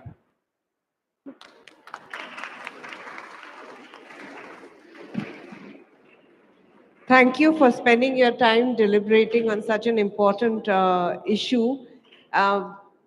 The thing I liked, which was very innovative and I never thought of this before, is the place of psychology in curriculum, especially in primary health. I'm no expert on it, so I don't know whether Meenakshi ma'am would know better.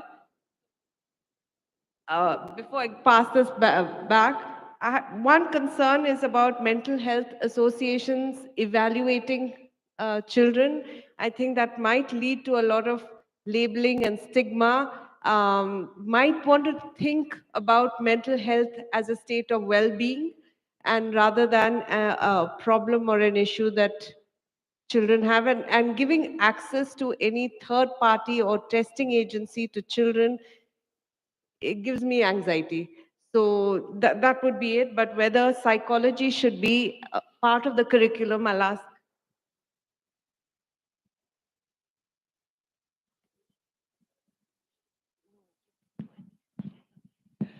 I agree completely, Divya, that this is a very different, very unique suggestion that you have come up with to tackle the issue of mental health.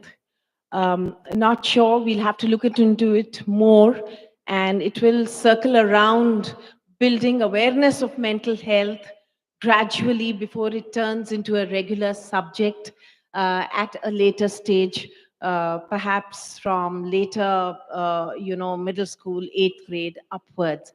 But to break down the concepts as simple as possible around these basic issues to percolate down, So that's what I think it should be. Thank you, ma'am. Big round of applause for ma'am. And guess who's here on cue? Mental well-being. For mental well-being are therapy puppies. I think once they realize Divya and I are here up on stage together, there's going to be a bit of chaos. So maybe one recommendation is that every school should have therapy dogs.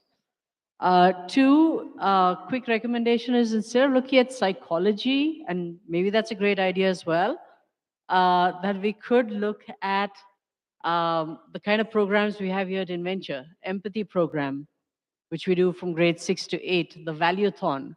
I think the important thing is to really focus more on well-being and address an issue before it becomes an issue, right? So focus more on life skills. Thank you.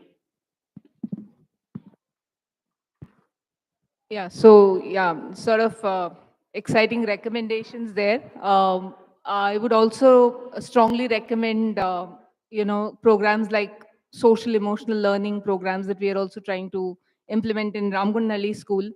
Also, there are simple things that you can do on a daily basis with children and teachers to gauge, the mental well-being and improve the environment overall. These might be more easily implementable, more immediate, and can be contextualized to different schools based on the community, the culture, etc. So those could be, easier things to do and faster to implement, right? So I'll stick to that for now. Yeah, thank you to the delegates for this set of resolutions. I, I, I just have this concern also, what Divya ma'am shared of, having these surveys. Now, so a question is, did you look at as to what kind of surveys or data is available on mental health? And would a survey of this kind, I mean, you're talking of a massive survey, right? And that's what I think I heard. is it something that is required, essential to begin work on tackling this issue that you have put forth? Was there any discussion? A very quick response, and then I will tell my. I think the last really big global survey that was conducted on mental health was done by the WHO in 2020, and it spanned over 130 countries. And they have an extensive document on data analysis. The thing is, something of that scale can only be done every few years. It can't be done every 6 months. But if we incorporate something like that every 6 months, at least it makes the point that this is something that should be discussed a lot. And it is a way to test that, okay, this is working, this isn't working. And we can analyze like tiny specific points. Okay. So thank you. Yeah. So one point which you've recognized, that these surveys should happen only once every few years, right? And so 6 months is too short a time for surveys. Other thing is that things have been established already through the data that we have, that mental health is a serious issue. So I think what would be very useful is as to how do you now tackle it, rather than spend the energy on once again reiterating that, right? And as to who is the best person to be able to, first of all, identify that there's a serious issue, it's the teacher. And how much you already have here in terms of working with the teachers is something that I would, like to see. It's very, very important, because it is through the teacher that you start. And then, of course, we may need others who will come in. I love the point on having a subject like psychology across the school curriculum. Yeah, it could be anything. And of course, SEL work that anyways Inventure is piloting in Ramgundahalli. The only comment that I have is that you have in your target audience children living in low income communities. But I think if you really look at data, this is across all, right? All classes and across the society. Huge issue. So I think it will have to be looked at from that lens. Thank you so much. Yeah, wonderful. One quick recommendation, sorry. You could look at what Live, Love, Laugh Foundation is doing. They've visited school recently. So you should speak to Senaz ma'am and see if you can amplify that. Thank you. Thank you, ma'am. Thank you. Mia, have you figured out where I am?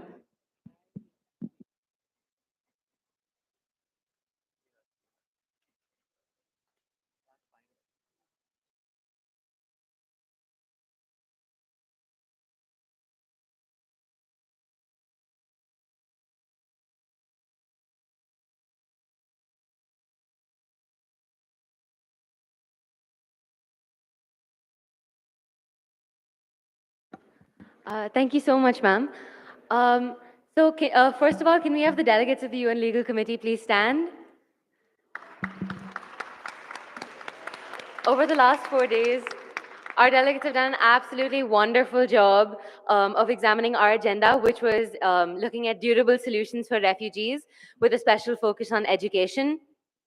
One thing that I think is really, really commendable is that our delegates went above and beyond. Instead of just looking at the curriculum and what students would do in a classroom, to take into account mental health, local integration with communities, and ensuring that education is effective in ensuring future employment opportunities. So huge props to them for that. The key solutions that we discussed in committee to fulfill this agenda were three. The first was vocational training for both, not just students, but also adults in refugee camps, to ensure that education can translate into job opportunities for them so that they can have a better quality of life.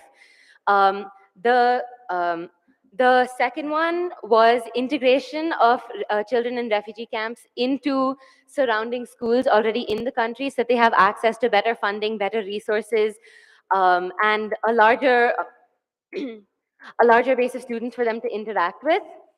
And finally, when taking into account integration and mental health of refugee children, they looked at ensuring that there was sensitization campaigns and workshops for members of society outside of the refugee camps, so that the refugee students don't face xenophobia or discrimination and can integrate better into society. Thank you. Post this, we looked at what metrics that we can use to monitor how well our solutions are working, and the main metric that we decided to use was surveys among both locals as well as the refugees, to figure out whether the acceptance rates are high and whether the refugees and the locals have become accustomed and comfortable with each other. Our target audience was mainly school students from the schools these solutions are implemented to, and the management for the same schools as well, local population and refugees. The key stakeholders that we figured were those the governments of states where we are implementing this, and the politicians of the same, and finally the local people and the refugees as well. One main challenge which we thought that we would face is pushback from the locals of the area, as well as some parts of the government, in terms of implementing some of these solutions, as well as refugee integration. Um, the committee concluded that the best way to tackle the pushback would be to run educational campaigns to help familiarize the local population. The committee also decided that getting support from influential figures, such as our guests today, would prove fruitful in breaking through this pushback. Ma'am, we would love to hear your feedback on the solutions that we put forward. Thank you. Love the solutions that you've come up with, especially the quotas in the school and the vocational training, as well as the push on advocacy for changing the bias against refugees and integrating them. Three very important solutions. That's great. I would have loved to see the recommendation by Manish Tiwari from Teach for India when he talked about addressing the barriers to entry in terms of the IDs that they require and the other impediments that they have, right? So that would be something I hoped to see, because he had definitely called it out. And I'm sure your report has a little bit more background on what solutions we already have, what access. So that would tie in. But great solutions. Congratulations. Thank you so much, ma'am. Our delegates did include issues of documentation and identification in the final resolution. This is something we'd love to discuss with you further.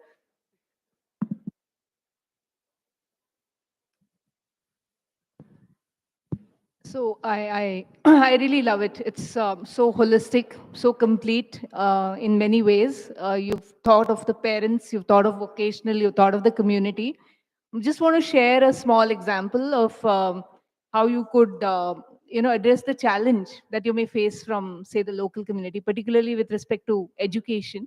Uh, we've seen this even in Ramgunalli to a large extent, because we did take in a lot of migrant population, and most of them are from Bengal and suspected Bangladeshis, and it's a rag picker, sanitation worker community. And the locals did have a big push back, saying that this is you are opening up seats for only the outsiders and stuff. But what happens is, when a school develops, right, it's not just quota, the entire school transforms and gains in many ways. The quality improves, the infrastructure improves, and it is equally open to locals and migrants without bias. Then what happens is, the perception of that school changes. The locals also see the benefit of getting a good school. And exactly this is what happened in some of the areas in Pakistan, where there's a large number of Afghan refugees that came in. In fact, UN was involved in upgrading certain schools, in fact, even putting up schools there. And then this resistance actually disappeared, because the locals were also from very poor backgrounds and disadvantaged. And suddenly here was a great school. So then the migrant local barrier actually disappeared, and that's actually happening in our classrooms today.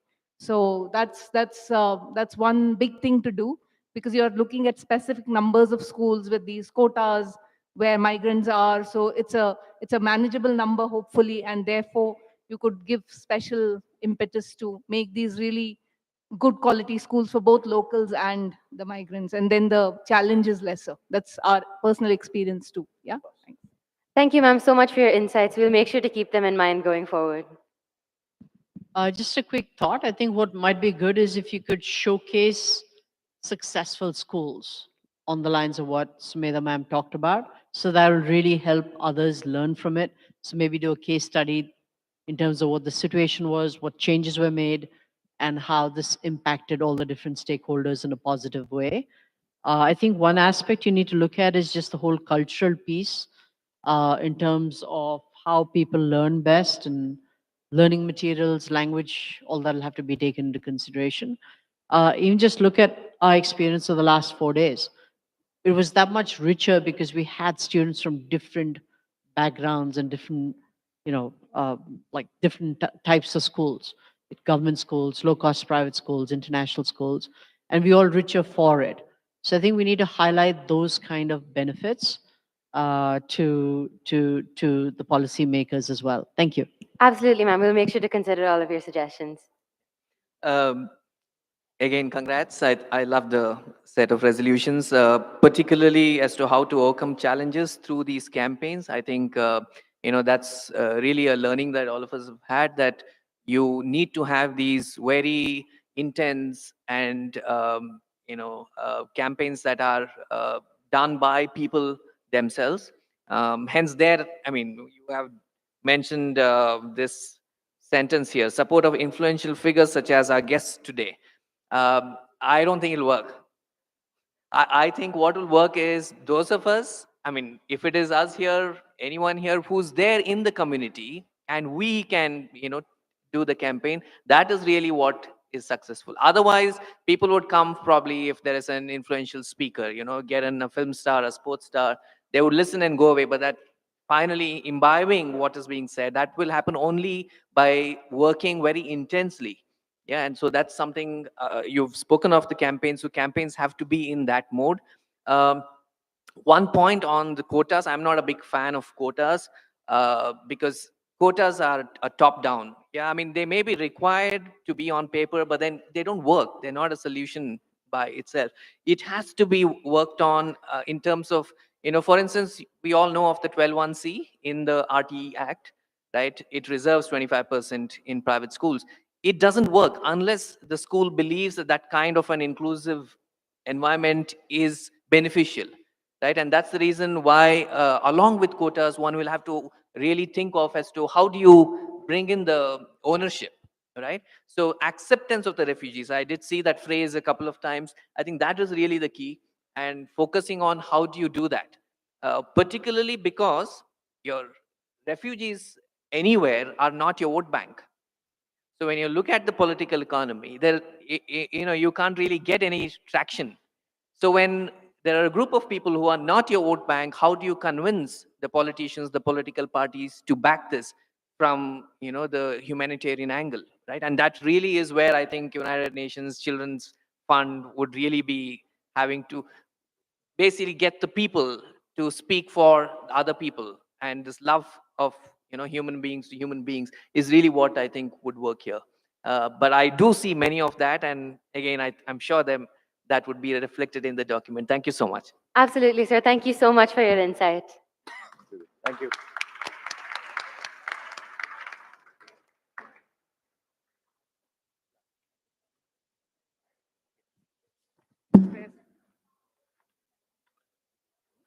We now have the director and the assistant director of the of the International Press Corps.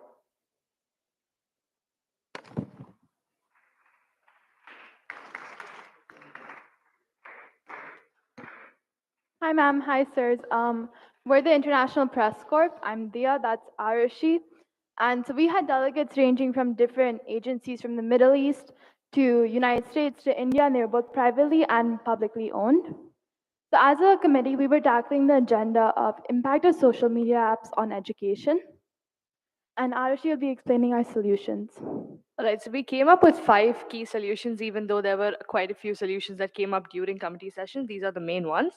So for the first one, they decided that having at least 6 sessions that are 1 hour long during the entire course of the school year, targeting how to deal with PTSD, alcoholism, body positivity, etc., would really help. Second solution was including media literacy and the usage of the same as one of the chapters in the computer science curriculum itself. The third solution was that on social media applications, a daily to-do list can be created with integrated set timers for students to monitor their activities, and this will be implemented with a user-friendly UI. This fourth solution was regulating the amount of homework given based on the grade levels and the family context, because in private curriculums, the curriculum directors will decide the amount of homework that is required, and in public curriculums, it will be the government that decides the same. And the fifth and the last resolution that we're bringing up right now is having a playlist of educational tutorials in regional languages so that teachers can bring this and into their classes and use it for their classes. How would we monitor the implementation of these metrics? So the first, second, and the fourth solutions would be basically monitored by having questionnaires and feedback sessions after each of these sessions. And the third one would be basically by using the analytics that are gathered by the apps itself. And our target audience is students in grades 8 to 12 in both private and public schools. And overall, because we are an international agency, we hope to see these ideas implemented everywhere. So we've taken that into account. So our key stakeholders are students, parents, social media corporations who will be implementing these to-do lists, and the government, of course. The challenges we believe we will face are lack of funding and the digital infrastructure in some government schools in different countries. And to reduce that, it really depends on how the country is progressing as a whole. Due to the pandemic, the digital divide has been lessened, but sometimes during education, these students have to share their devices with their parents or siblings, and that's something we hope to see improved in the current days. Ma'am, we'll take your questions or feedback now.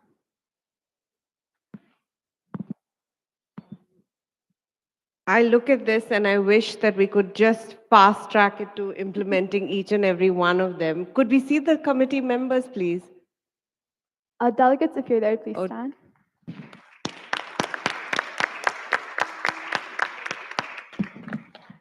Each one of those recommendations are brilliant, well thought Thank you, out, ma'am. and I love the words, the educational, the playlist of it, educational content. That's so cool to have a playlist that you could curate and see what you want to pull out with the number of hours of training and mandated training, especially on drug addiction, PTSD, etc. Each one of them, to me, they're perfection. So I have nothing else to say. Thank you, ma'am.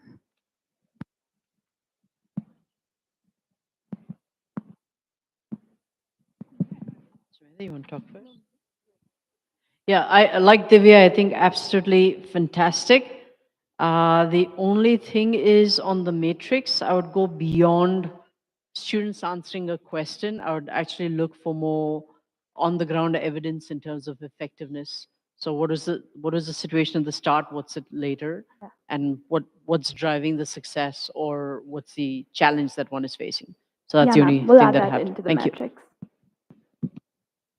Yeah, I mean, I think this is very comprehensive.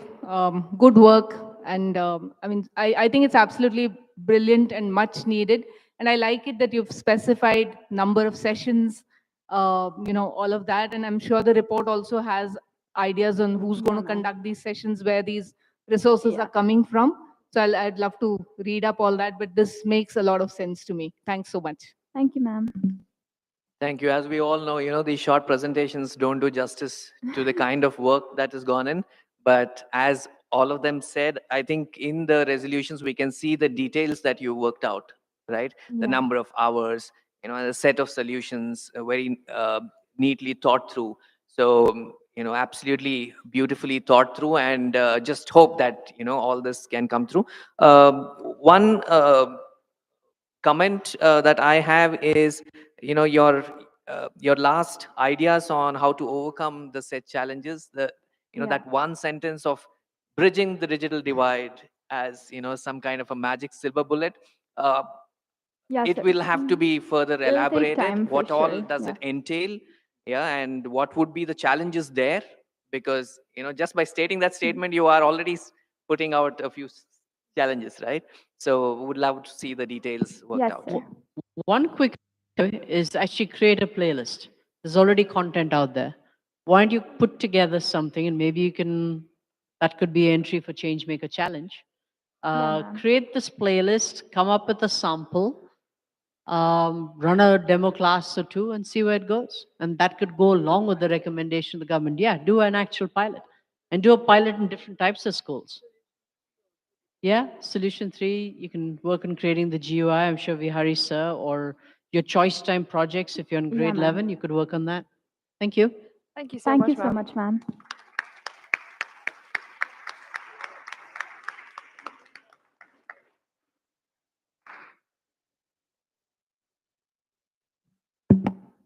So with this, we come to the end of this interaction. Thank you so much for your valuable insights and suggestions. It was amazing. I request you all to stay on stage and felicitate delegates who have made impactful contributions during committee sessions. The order of the awards is verbal mentions, who are requested to acknowledge this award from where they are seated. The honorable, outstanding, and best delegates are requested to come on stage and receive their certificate. I request Mr. Rishikesh to hand over the certificates to the Lok Sabha committee members.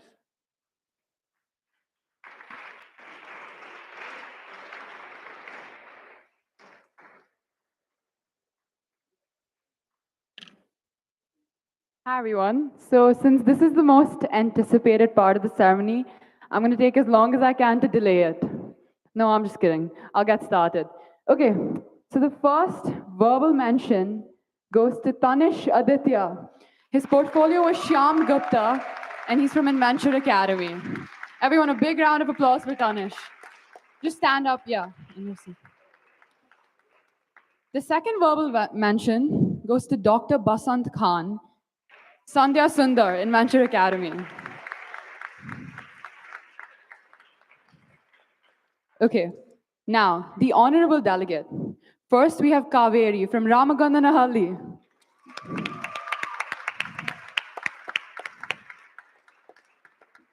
Our next honorable mention is to Ojaswani Goel, Adi Pratwil.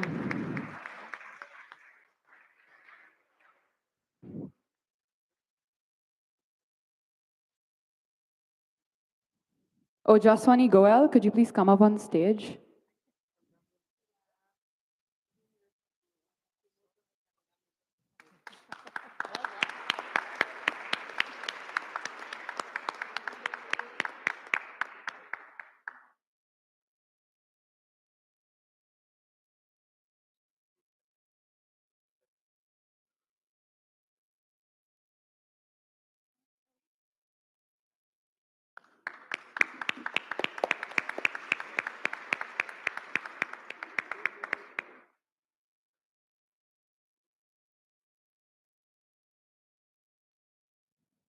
Our outstanding delegate, Shubh Arora, Yashwant Paul.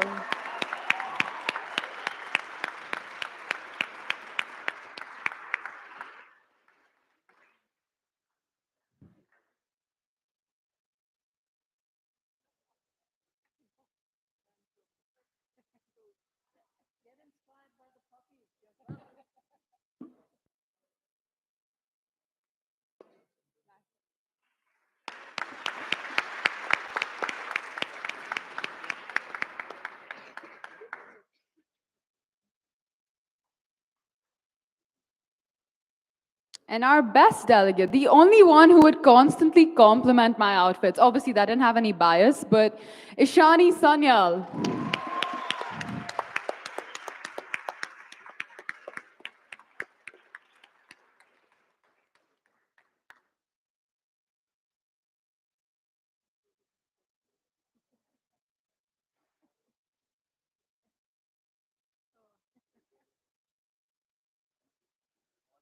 Good job.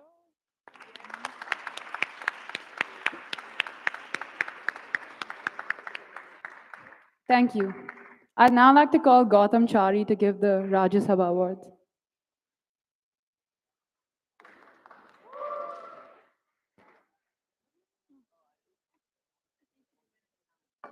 I request Ms. Divya Balagopal to hand over the certificates to the Rajya Sabha committee members.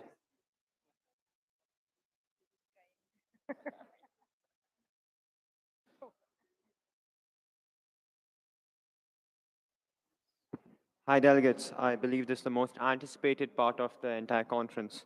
So I'm going to start off right away. The first verbal mention from the Rajya Sabha at INYP 2022 is the Delegate Sidhu Singh Kool, Shravya Nimagada from Inventure Academy. The second verbal mention is Delegate Adavan Reddy, Palak. Where is she? Oh, there. Yeah. The honorable mention from Rajya Sabha 2022 is Delegate Rakesh Pencil Holderwala, Rishabh Kashalkar, NPS Koramangala. Where is he? Oh, yeah. The OD, the outstanding delegate for the Rajya Sabha of INYP 2022 is Delegate John Siddharth Veer Savne from Modern School. And the best delegate of the Rajya Sabha at INYP 2022 is Delegate Amoli Khatri, Vikashni Sundar from Inventure Academy.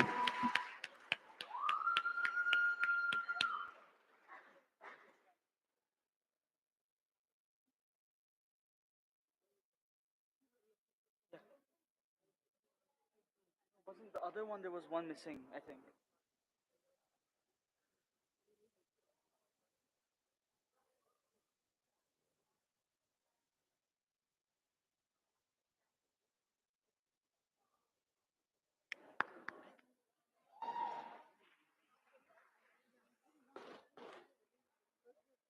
I now request Nurain ma'am to give away the certificates for the members of the UNICEF.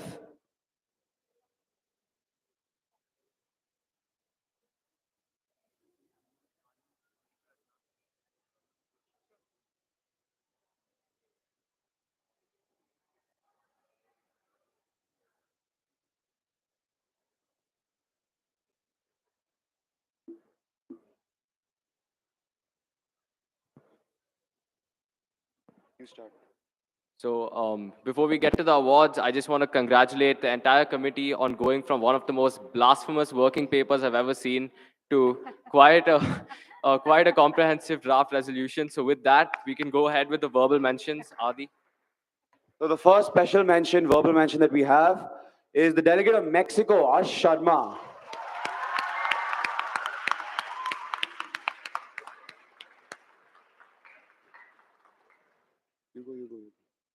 Our next verbal mention is the delegate of Somalia, Vinay Shukla.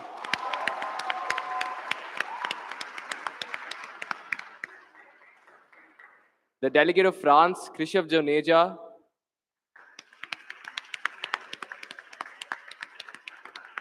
The delegate of Vietnam, Arya Nair.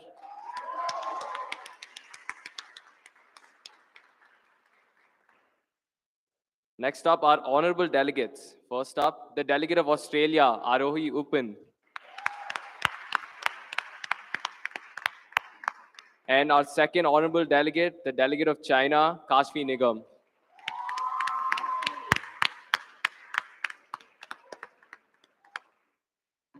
So between the outstanding and best delegate, we had to discuss quite a lot. And the difference wasn't that much, but our outstanding delegate who impressed us with her outstanding paperwork is the delegate of the USA, Anushka Agarwal.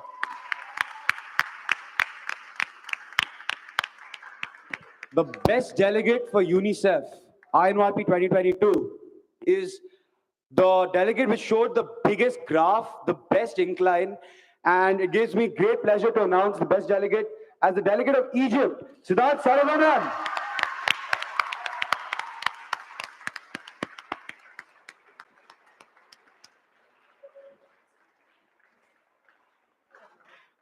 Okay, thank you, everyone.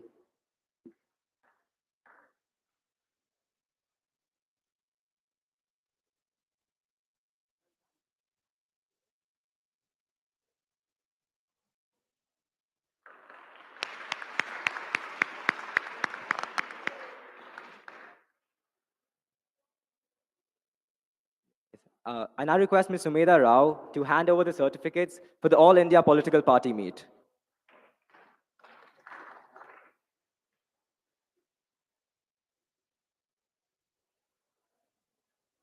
Greetings, delegates. So we have 4 awards and no verbal mentions. So whoever I call out, please come on stage. Our first honorable delegate.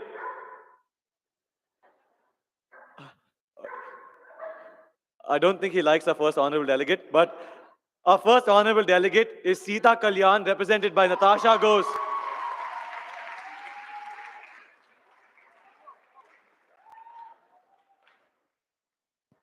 Our second honorable delegate is Dr. Zubair Khan, represented by Ashli Jain.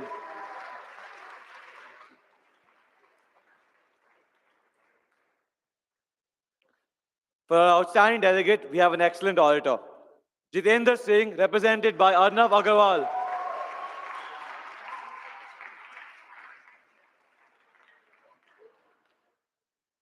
And for our best delegate, she couldn't be here today due to family concerns. We have Joseph Jayakumar, and her award will be collected by her friend Leah Kumar.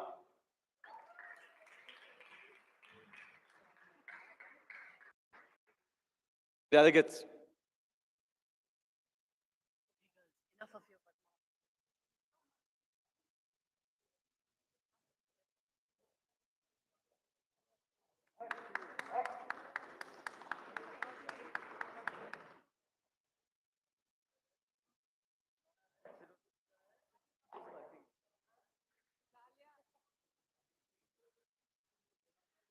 I now request Ms. Meenakshi Meyer, Ms. Varsha Saxena, and Ms. Meenakshi Ilangovan to come on stage and hand over the certificates for the remaining committees.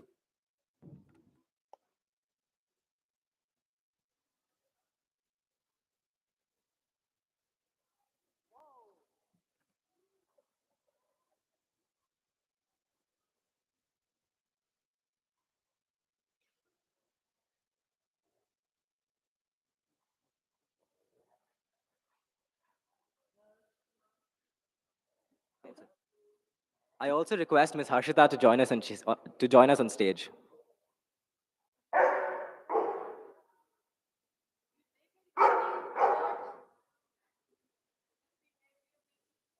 I request Ms. Meenakshi Meyer to hand over the certificates to the United Nations Legal Committee members.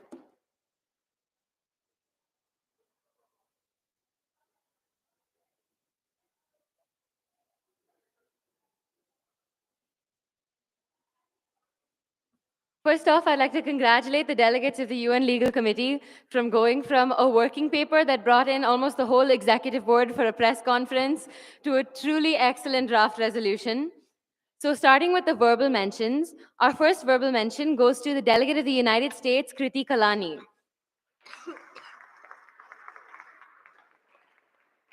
Our next verbal mention goes to the delegate of Japan, Dia Babar.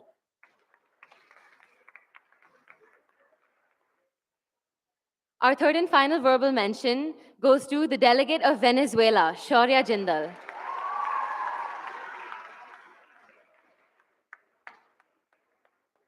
Our first outstanding delegate award goes to the delegate of India, Arjun Veer Sen.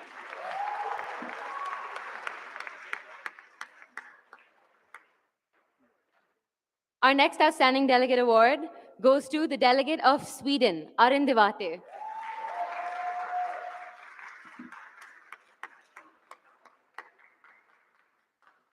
And finally, our best delegate award goes to the delegate who managed to convince an entire committee to adopt concentration camps in their own countries, the delegate of China.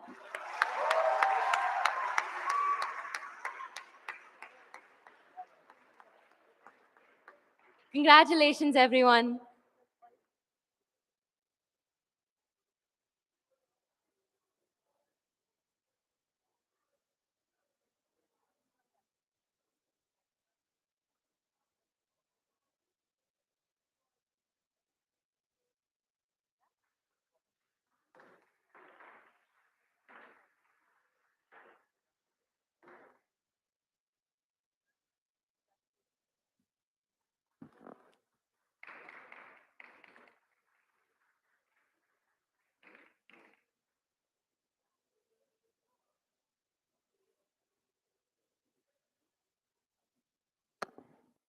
I now request Ms. Meenakshi Alangovan and Ms. Harshita to give away the awards for the IPC.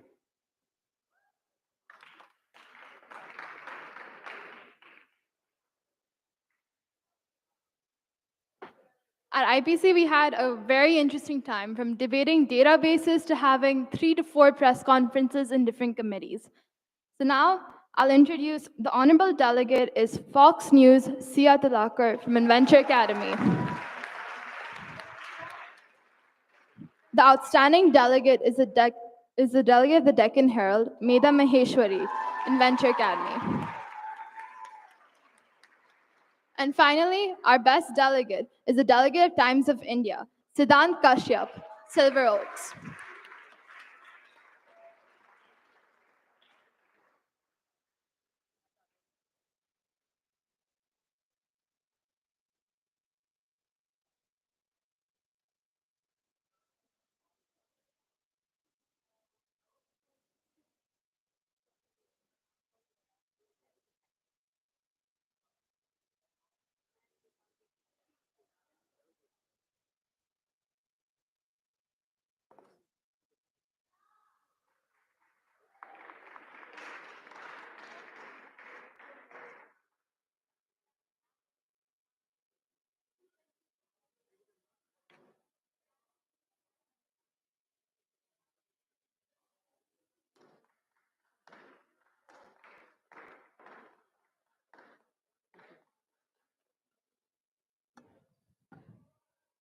I now request Ms. Varsha Saxena to hand over the certificates for civil society.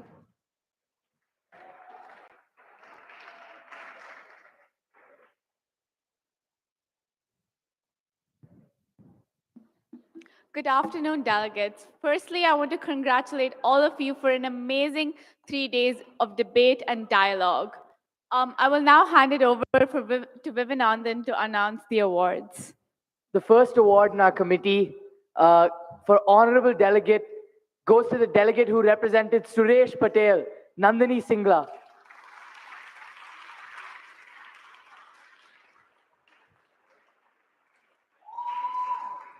The second outstanding delegate, third place, is the person who represented Anita Gandhi, Spandana Samani.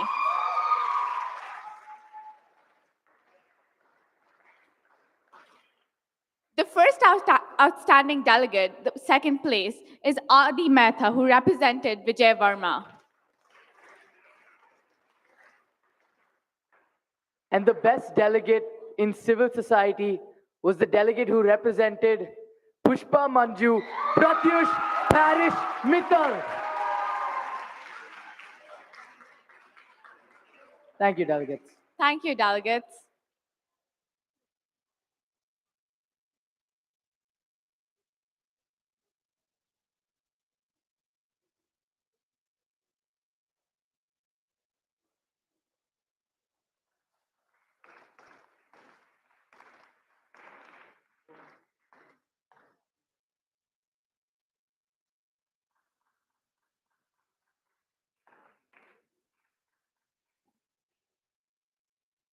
Thank you, teachers, for felicitating our students. These 4 days were not about work alone. They were also about some light-hearted and candid moments, and lots of fun was captured beautifully by our video and photography team. So, sit back and enjoy.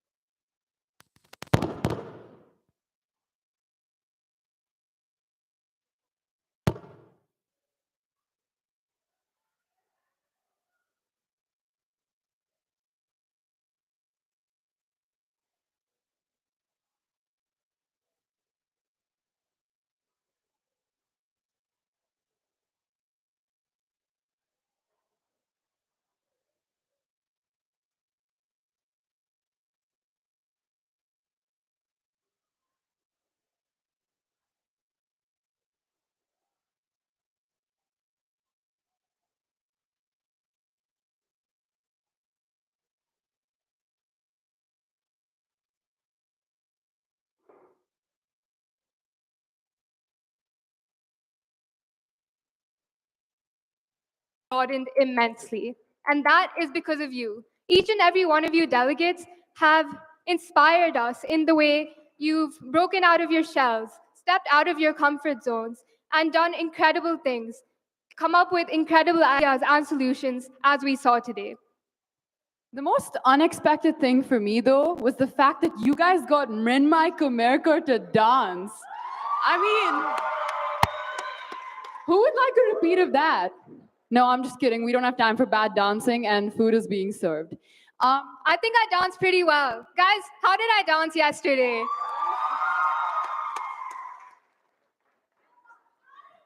Show us again. No, she's really shy, guys. That's why it's so unexpected that you got her to dance. But one person we would really, really like to thank is Narain ma'am, our CEO and managing trustee. Ma'am, without you, we could not have even thought of the fact that the gap in education in post-pandemic India was something that had to be tackled. And honestly, all the resolutions today are because of you. You are what has inspired this conference and the only reason we could conceptualize and sort of achieve everything that we envisioned. We'd also like to thank Miss Meenakshi Meyer and Miss Meenakshi Alangovan and Preet ma'am for helping us throughout this conference. Again, we could not have achieved any of this without your support. We'd also like to thank Varsha ma'am for getting us all home on time and making sure this conference runs incredibly smoothly. Not finally actually, we have a lot of people to thank, but I got excited because I'd like to now thank my executive board. My EB, thank you for putting up with all the sudden deadlines and the impromptu meetings and putting up with all of this for the last 4 months. It's been an incredible journey, and I'm incredibly proud of how you've created such incredible committee environments to help all our delegates thrive over the past 4 days. But that's the first time you've heard that, huh, Mrinmai? We'd also really like to thank the logistics team headed by Danya, Shreya, and Tara. Guys, we could not have done anything without you, whether it was delivering the shit, sitting through boringly long speeches. Honestly, you guys have put up with every single thing. And I'd really like to thank you for that. Then I'd like to thank every single teacher who has made this conference run so smoothly. From the certificates you were handed today to making sure we had great food for us every day, we had an incredible group of teachers making all of it happen. I'd also like to give a special shout out to Shivani ma'am and Charmaine ma'am for the countless hours that they put to make this conference a reality. And of course, we have to give a shout out to Aprajita ma'am. Aprajita ma'am, I think you are now the most frequently, where is ma'am? Aprajita ma'am, where are you? Is she here? Aprajita ma'am. Everybody give it up for Aprajita. Aprajita ma'am is now the most frequently contacted person on my phone, which just goes to show how much effort she's been putting into making this conference happen. And honestly, ma'am, I think Mrinmai spends more time with you than she does with any of us now. The last people we would like to thank is the Inventure staff. Whether it was tech, whether it was the bus didis, all of you guys have helped make this conference, you've transcended it from just a dream to something that was truly achievable. And also the most important people, the cafeteria, Sebastian sir, and all of the food, the amazing food that we've been getting for the past 4 days. So delegates, faculty advisors, and honorable guests, we've had an incredible experience over the past 4 days, and we hope you did too. And with that, we'd like to officially announce that INYP 2022 has elapsed.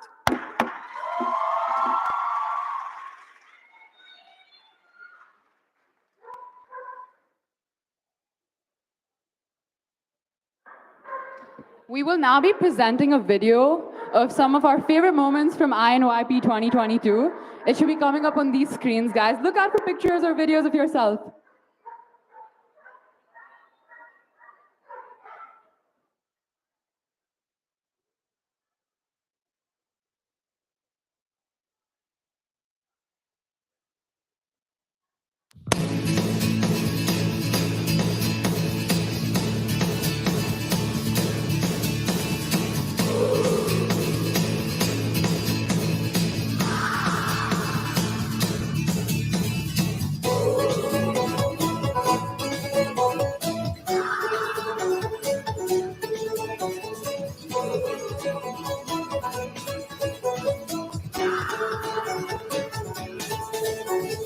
शामें मलंग सी रातें सुरंग सी बागी उड़ान पे ही ना जाने क्यों इलाही मेरा जी आए आए इलाही मेरा जी आए आए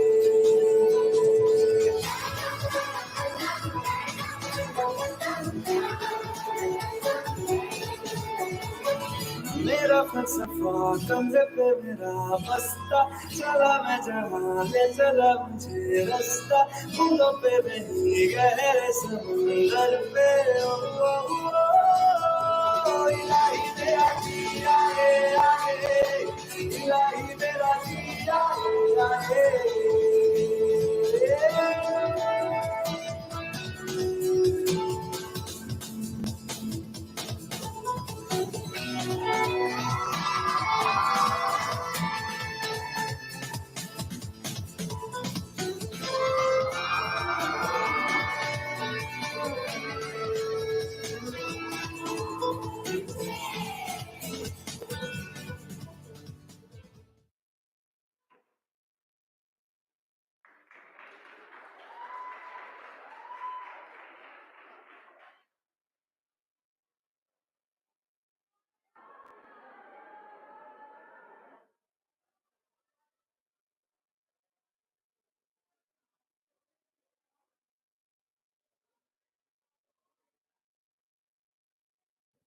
Thank you so much, everyone who's been here, everyone who's been with us. Now the people who haven't had lunch yet can go ahead and eat.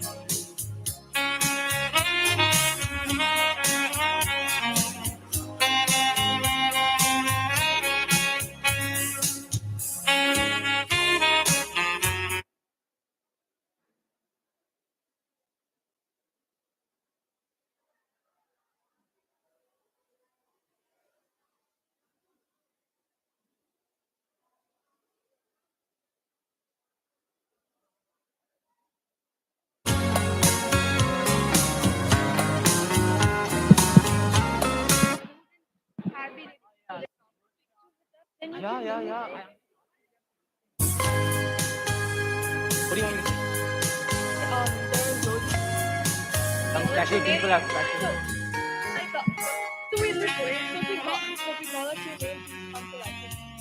In anticipation of starting today. So there's been a lot of anticipation about this event. It's about the roses, and a lot